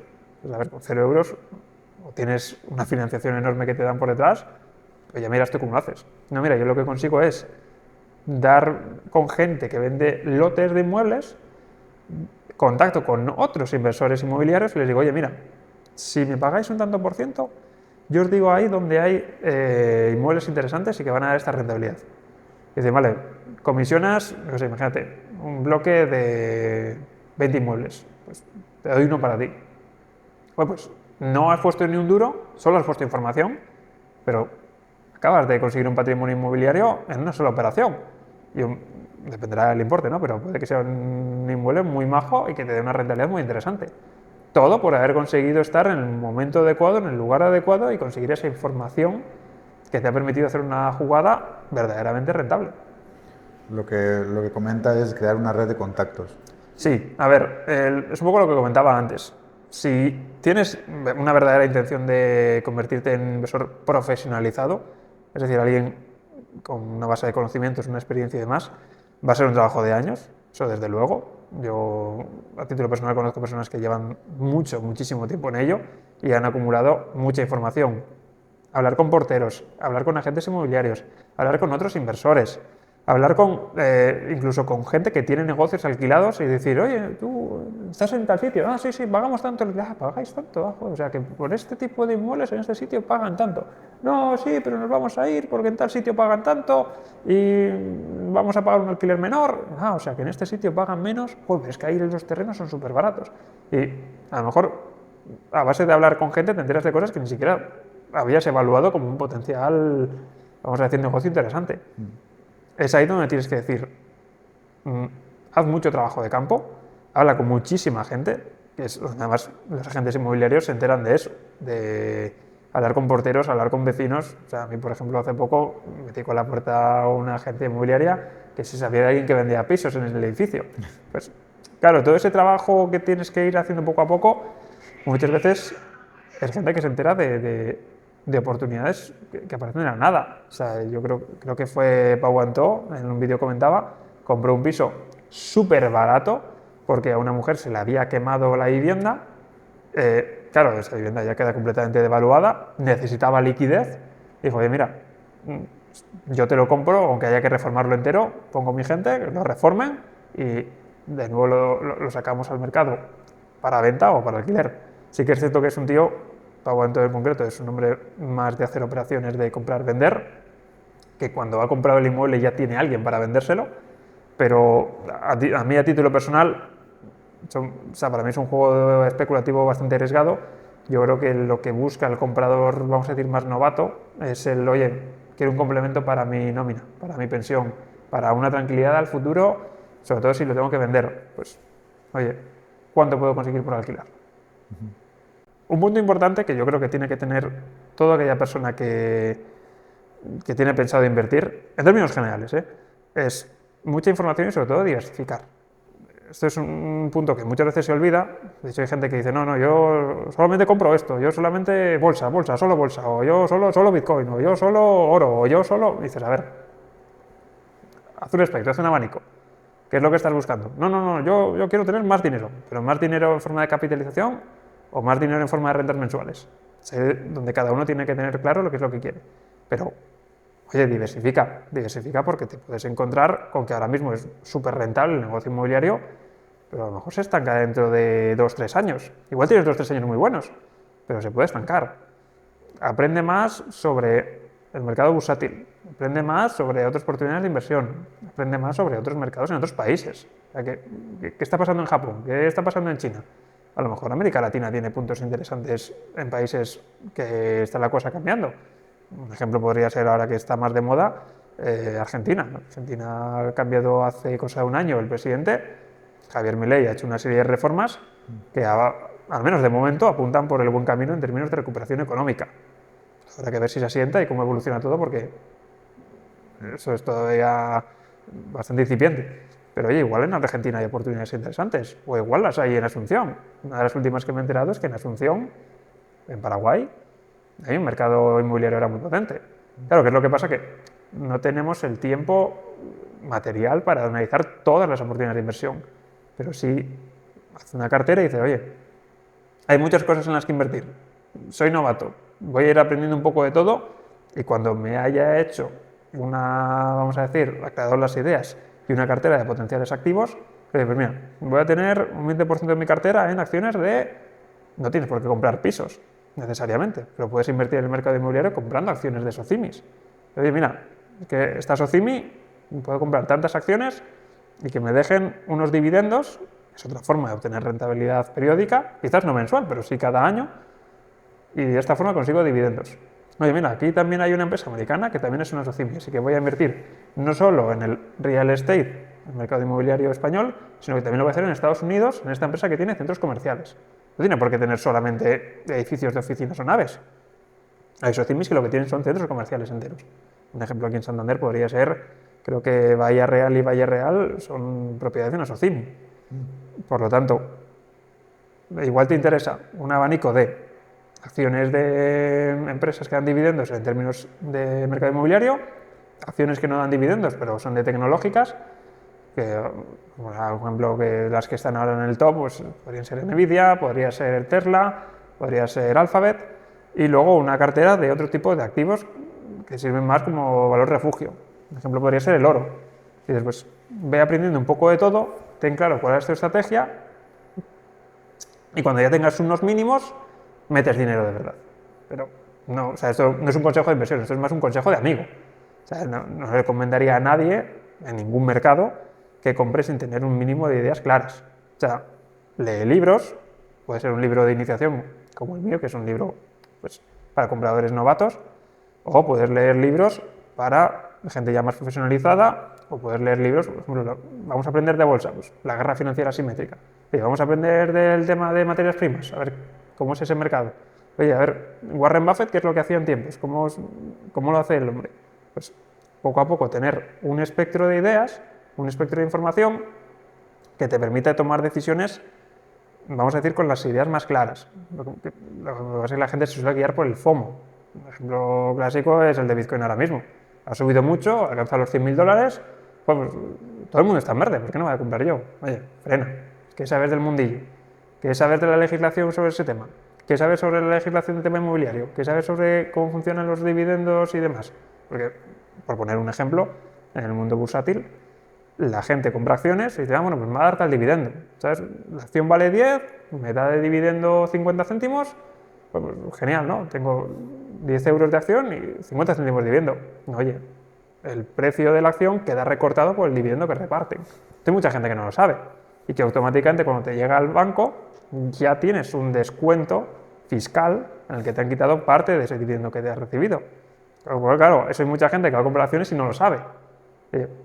Aclárate las ideas, piensa cuál es tu estrategia, qué es lo que buscas, y una vez entiendas la legislación, la fiscalidad y la evolución de ese mercado, atrévete poco a poco a dar los pasos para invertir, pero no pongas dinero sobre cosas que todavía ni entiendes del todo claro cómo quieres crear tu abanico de inversión.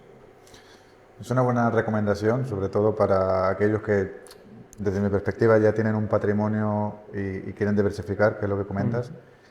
Pero volvamos un poquito más a la parte de la inversión inmobiliaria.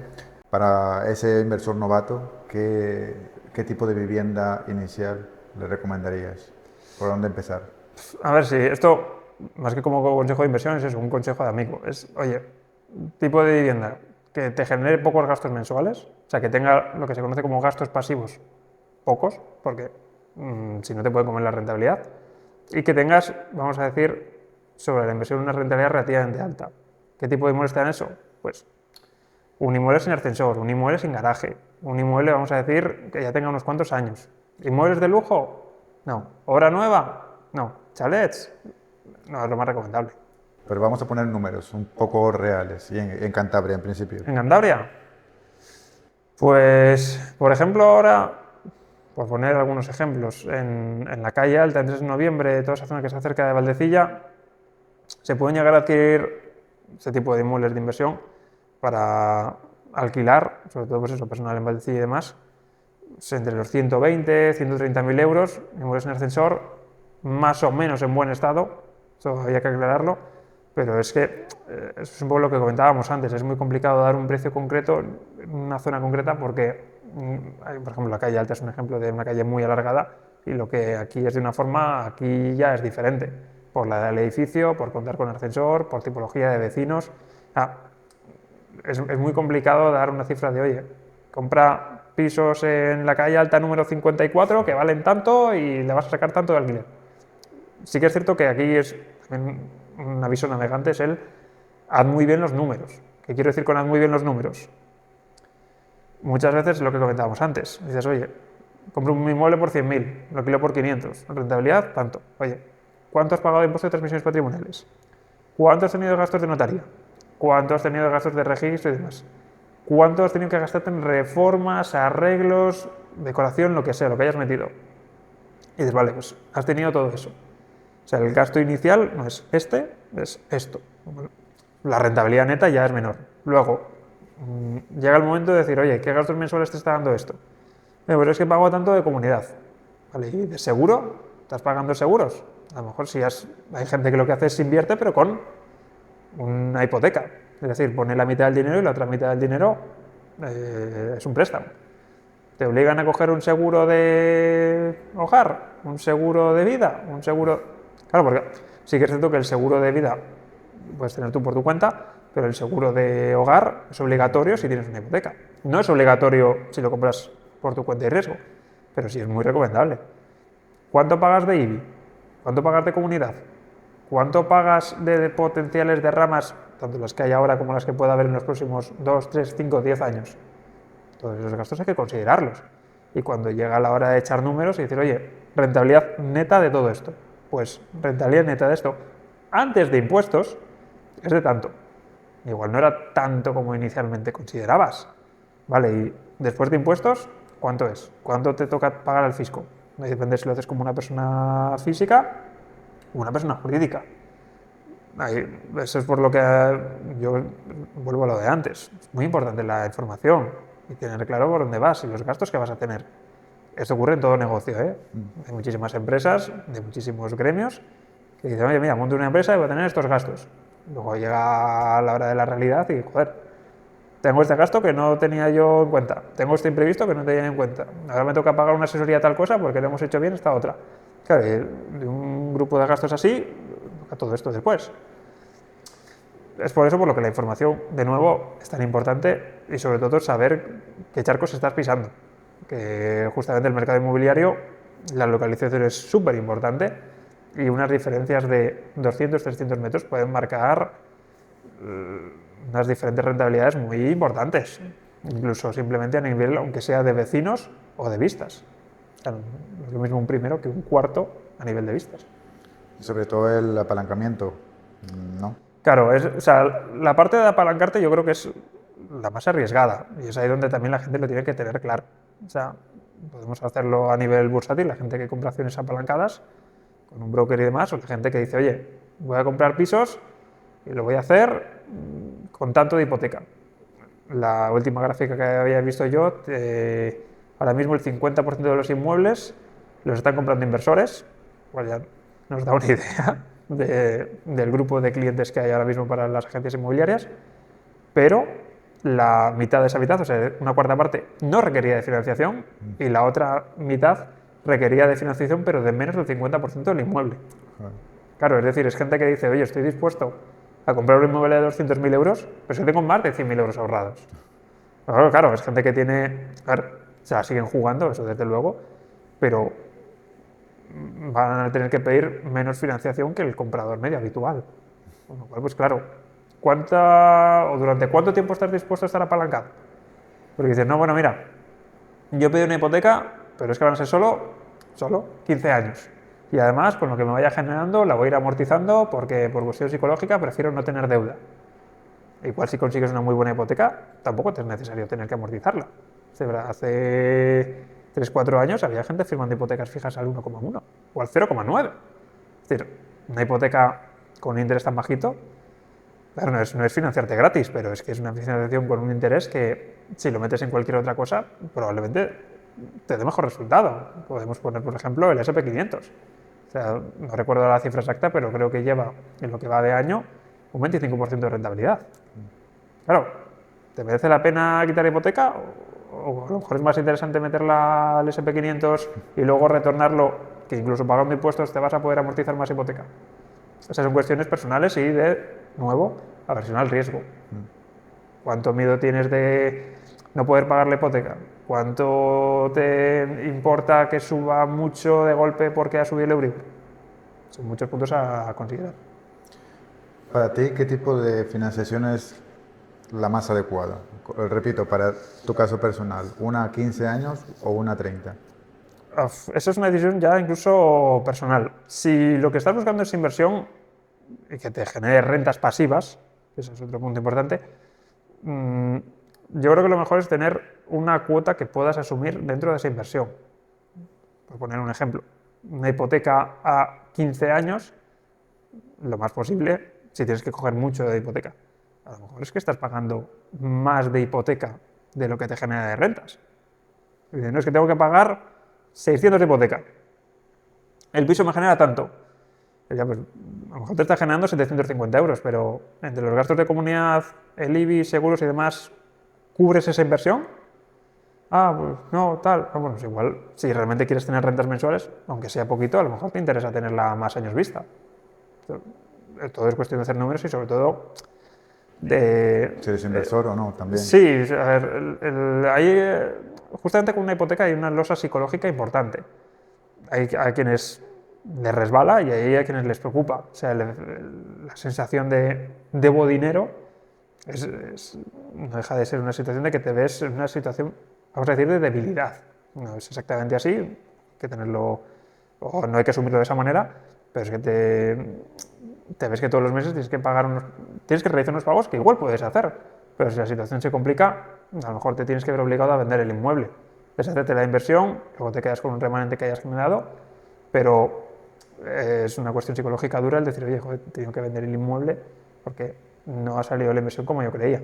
Le puede pasar a cualquiera, repito, errores en la inversión nos puede tocar a todos, pero son cuestiones que tienes que considerar con mucha calma y haciendo los números con detenimiento. Lo que veo es que hay una tendencia, hay dos tendencias. En España tengo mentores, o bueno, sigo mentores como Carlos Galán, Germán Hover, Aitor Maldonado, Paqui Mansilla. Lo que recomiendan es financiarse y apoyarse de una financiación hipotecaria, mejor. Mientras más tiempo, mejor, porque al final la rentabilidad aumenta. Sin embargo, en Latinoamérica ocurre lo contrario. Tal vez, bueno, hay muchos motivos, muchas razones, principalmente las tasas de interés van desde el 7 al 12%. Aquí, a día de hoy, como comentabas antes, están al 2,3 aproximadamente. ¿A qué se puede deber eso? A esa mentalidad. Claro, a Aquí ver. más años, en Latinoamérica menos años. A ver, ahí es donde juegan un papel muy importante las divisas. Es decir, algo que desafortunadamente es muy habitual en Latinoamérica, todo depende de cada país, ¿no? Pero es que hay una inflación alta, con lo cual para aplacar una inflación alta, ¿qué es lo que haces?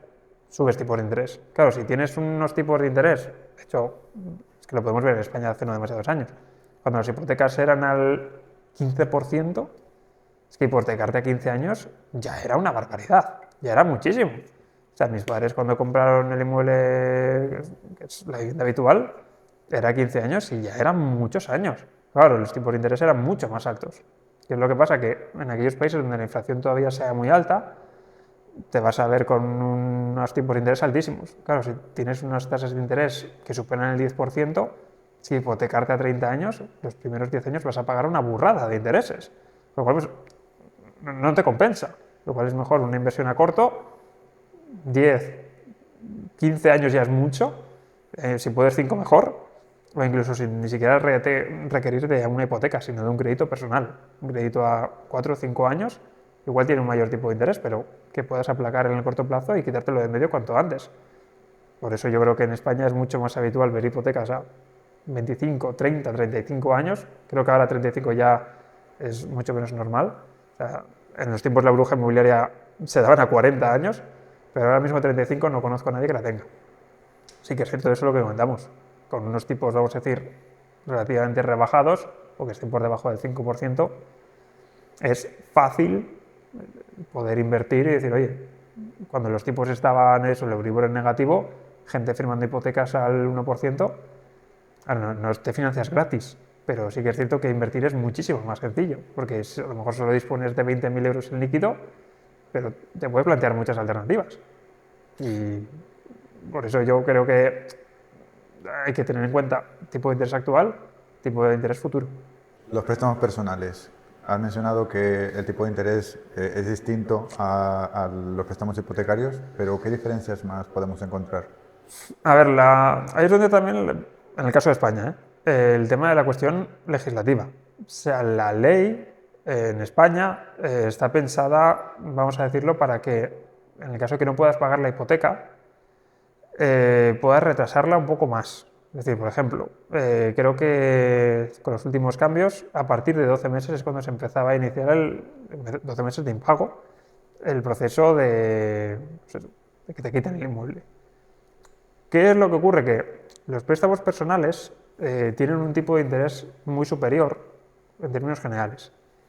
Y que esto es algo que también la gente debe saber, si no llegas al total del ese 80% que te van a requerir, en ocasiones la banca te dice, oye, además de esta hipoteca, pide también un préstamo personal para poder asumir todo lo que te hace falta. Claro, ese préstamo personal, el interés va a ser mucho mayor y a menos tiempo. Con lo cual, claro, ¿qué cuotas vas a tener? Esas cuotas pueden ser muy duras los primeros años. ¿Te compensa un préstamo personal para tanto? Ahí lo tienes que valorar. Por ejemplo, hay varias entidades bancarias que por debajo de ciertos importes no te dan una hipoteca. Quiero recordar, por poner unos ejemplos, creo que el ING eran 50.000 euros. Y por debajo de 50.000 euros, préstamo personal. ¿Por qué? Porque saben que si no dan poco dinero, bueno, pues me cojo un préstamo a 6, 8 años. Vas pagando ese préstamo, pero la ley actúa de forma diferente. Que eso, ya digo, es leerse con mucha calma la ley hipotecaria y ver si te merece la pena o no. Pero sobre todo los números. Es decir, ¿cuánto vas a tener mes a mes? ¿Te merece la pena? ¿No te merece la pena? Es ahí donde, de nuevo, ¿a qué tipo de inmueble vas a aspirar? Que a lo mejor si vas a comprar trasteros, garajes, no te va a hacer falta una hipoteca. Te va a hacer falta a lo mejor pues un crédito personal de 20.000 euros. Por poner un ejemplo, a lo mejor no te hace falta prácticamente tener financiación inicial.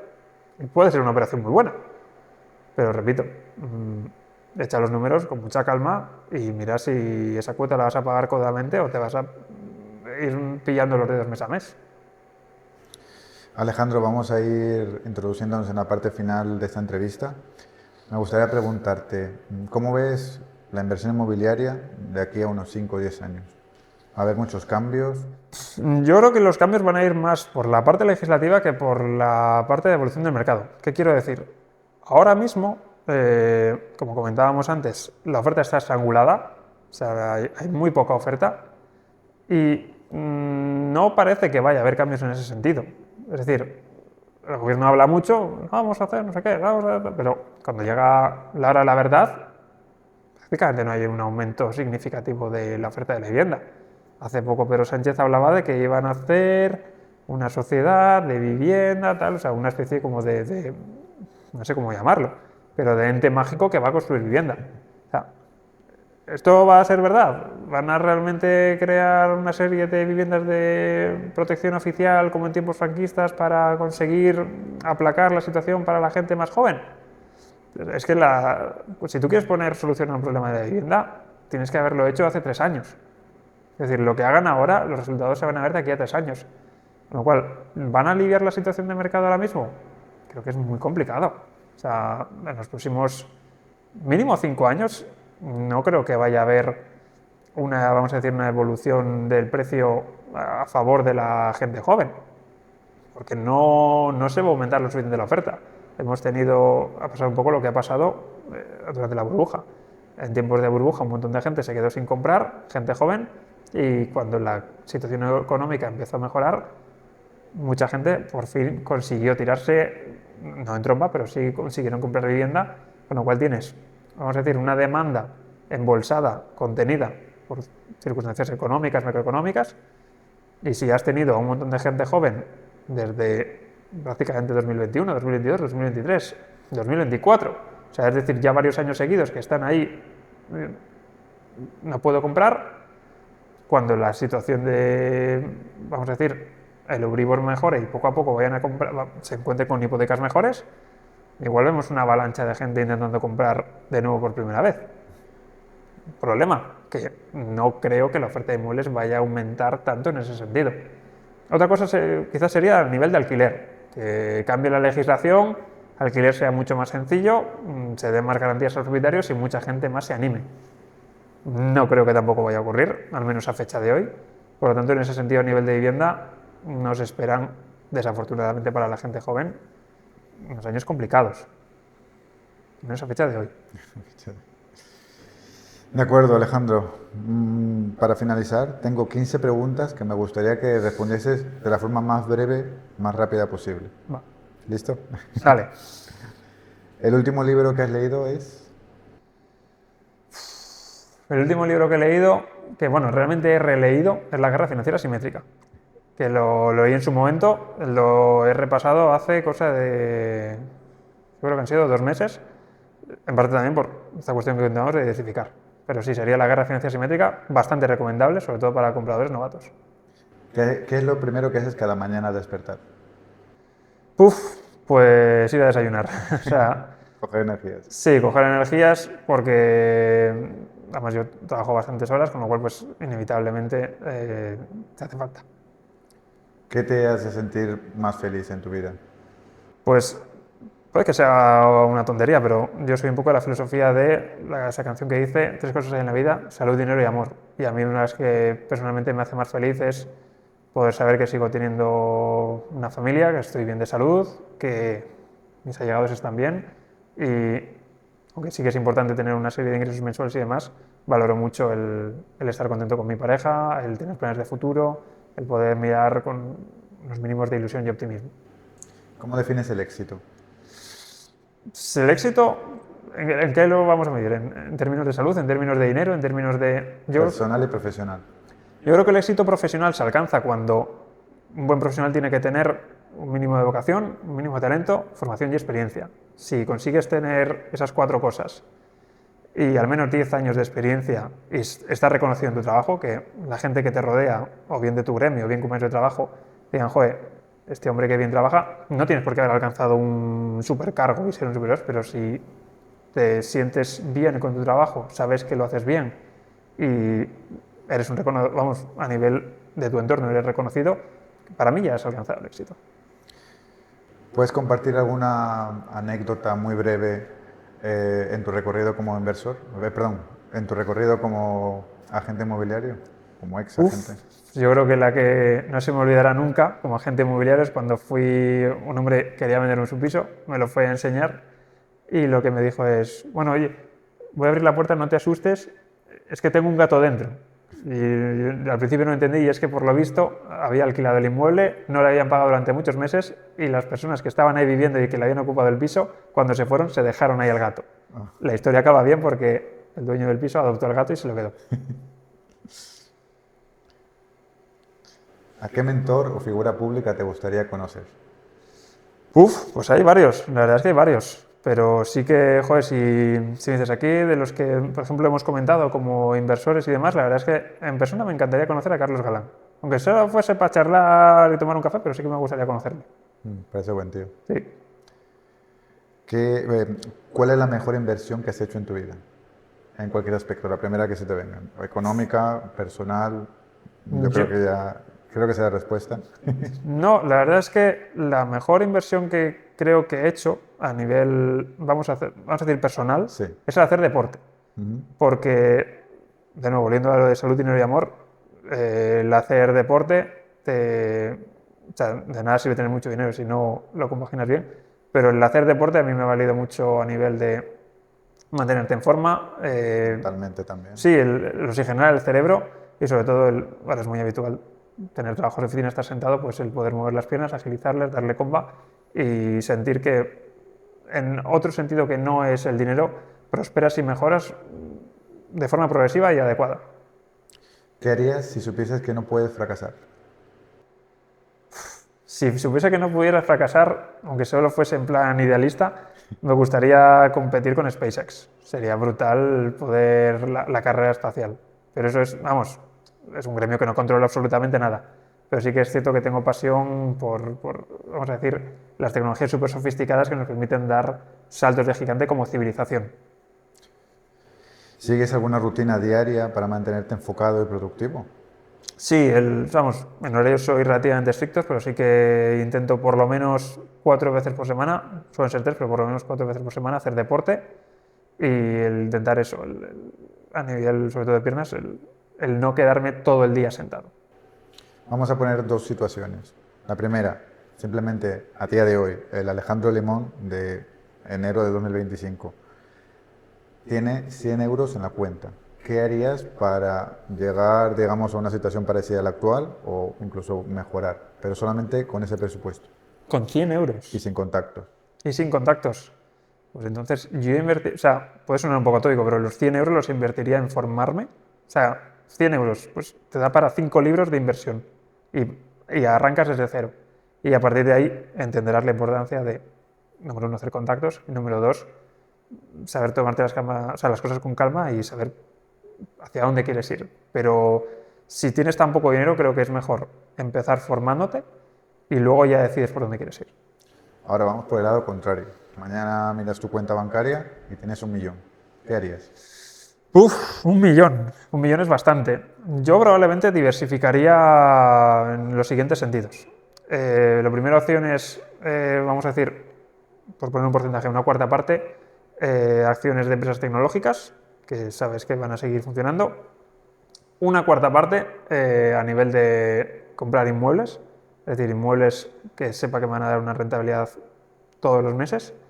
Otra cuarta parte, probablemente vamos a decir, el SP500 o índices como el Nasdaq, es decir, a precio de mercado, o sea, que me guíe por el mercado, no por acciones puntuales. Y el último, probablemente, sé que puede sonar atópico, pero sí que compraría Bitcoin. Soy un poco de la opinión del escritor de los trucos de los ricos, el decir, oye, no, el mundo inmobiliario es muy interesante, es todo o sea, es que puedes atacar desde muchísimos frentes, puedes aprender muchísimas cosas, pero tener una cartera diversificada es fundamental. ¿Una frase que te motiva a seguir adelante? Esta me gustó mucho, me la dijeron hace tiempo y la verdad es que creo que es brutal.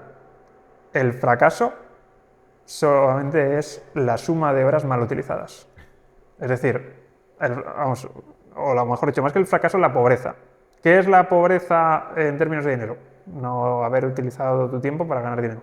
¿Qué es la pobreza en términos sociales? No haber dedicado tu tiempo a tus relaciones con amigos, con familia. ¿Qué es la pobreza en términos, vamos a decir, musculares? No hacer deporte, no hacer cardio, no haber hecho nunca musculación, el estar todo el día sentado y no hacer ejercicio. Es decir, son horas que has utilizado mal.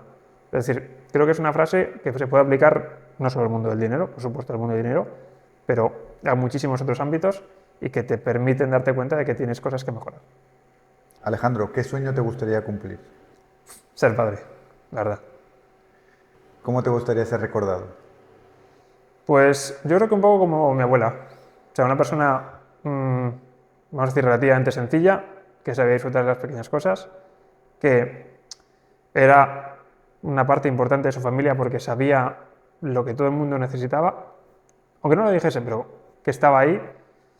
Y no tanto pues eso, por vamos a decir, logros económicos o académicos o laborales, sino porque sabías estar con tu gente cuando les hacía falta. Y por último, llegamos ya al final. ¿A quién podrías recomendar para que viniese a una entrevista y se hubiera sentado en el mismo sitio que tú? Si puede ser alguien de Cantabria, mucho mejor porque puede ser más viable. De Cantabria no te sabría decir, pero sí que sería, si pudieses, sería extraordinario que pudieses traer a Tristán Subastero por dar otro punto de inversiones que son muy diferentes y que son menos habituales, pero que es otro submundo inmenso. Otra categoría. Sí, muy particular y poco explotado. Sí, sí, sí. También es muy más complejo. Como tú decías Sí. antes, es para inversores ya muy profesionalizados. Sí, eso es. Alejandro, hemos llegado al final de la entrevista. Antes de agradecerte una vez más, me gustaría agradecer a los Villa Miguela por cedernos este espacio magnífico, este set, este escenario, especialmente al equipo directivo y también a toda su magnífica plantilla. Muchísimas gracias por confiar en este pequeño proyecto. Alejandro, una vez más, gracias por tu tiempo, gracias por cedernos y compartir todas tu experiencia, tus historias, tus anécdotas, tus vivencias y esperemos volvernos a ver dentro de pronto. Muchísimas gracias. Muchas gracias a ti por invitarme. Muchas gracias a todos vosotros por vernos en este podcast que estamos iniciando y esperemos que os guste. Si ha sido este caso, podéis dejarnos un like muy grande, dejar algún comentario, bien para Alejandro Limón o para mí, en la tabla de contenidos y compartirlo, que seguro que va a gustar a muchísima gente. Nos vemos y hasta pronto. Nos vemos. Adiós, adiós, adiós. Adiós. Hasta luego.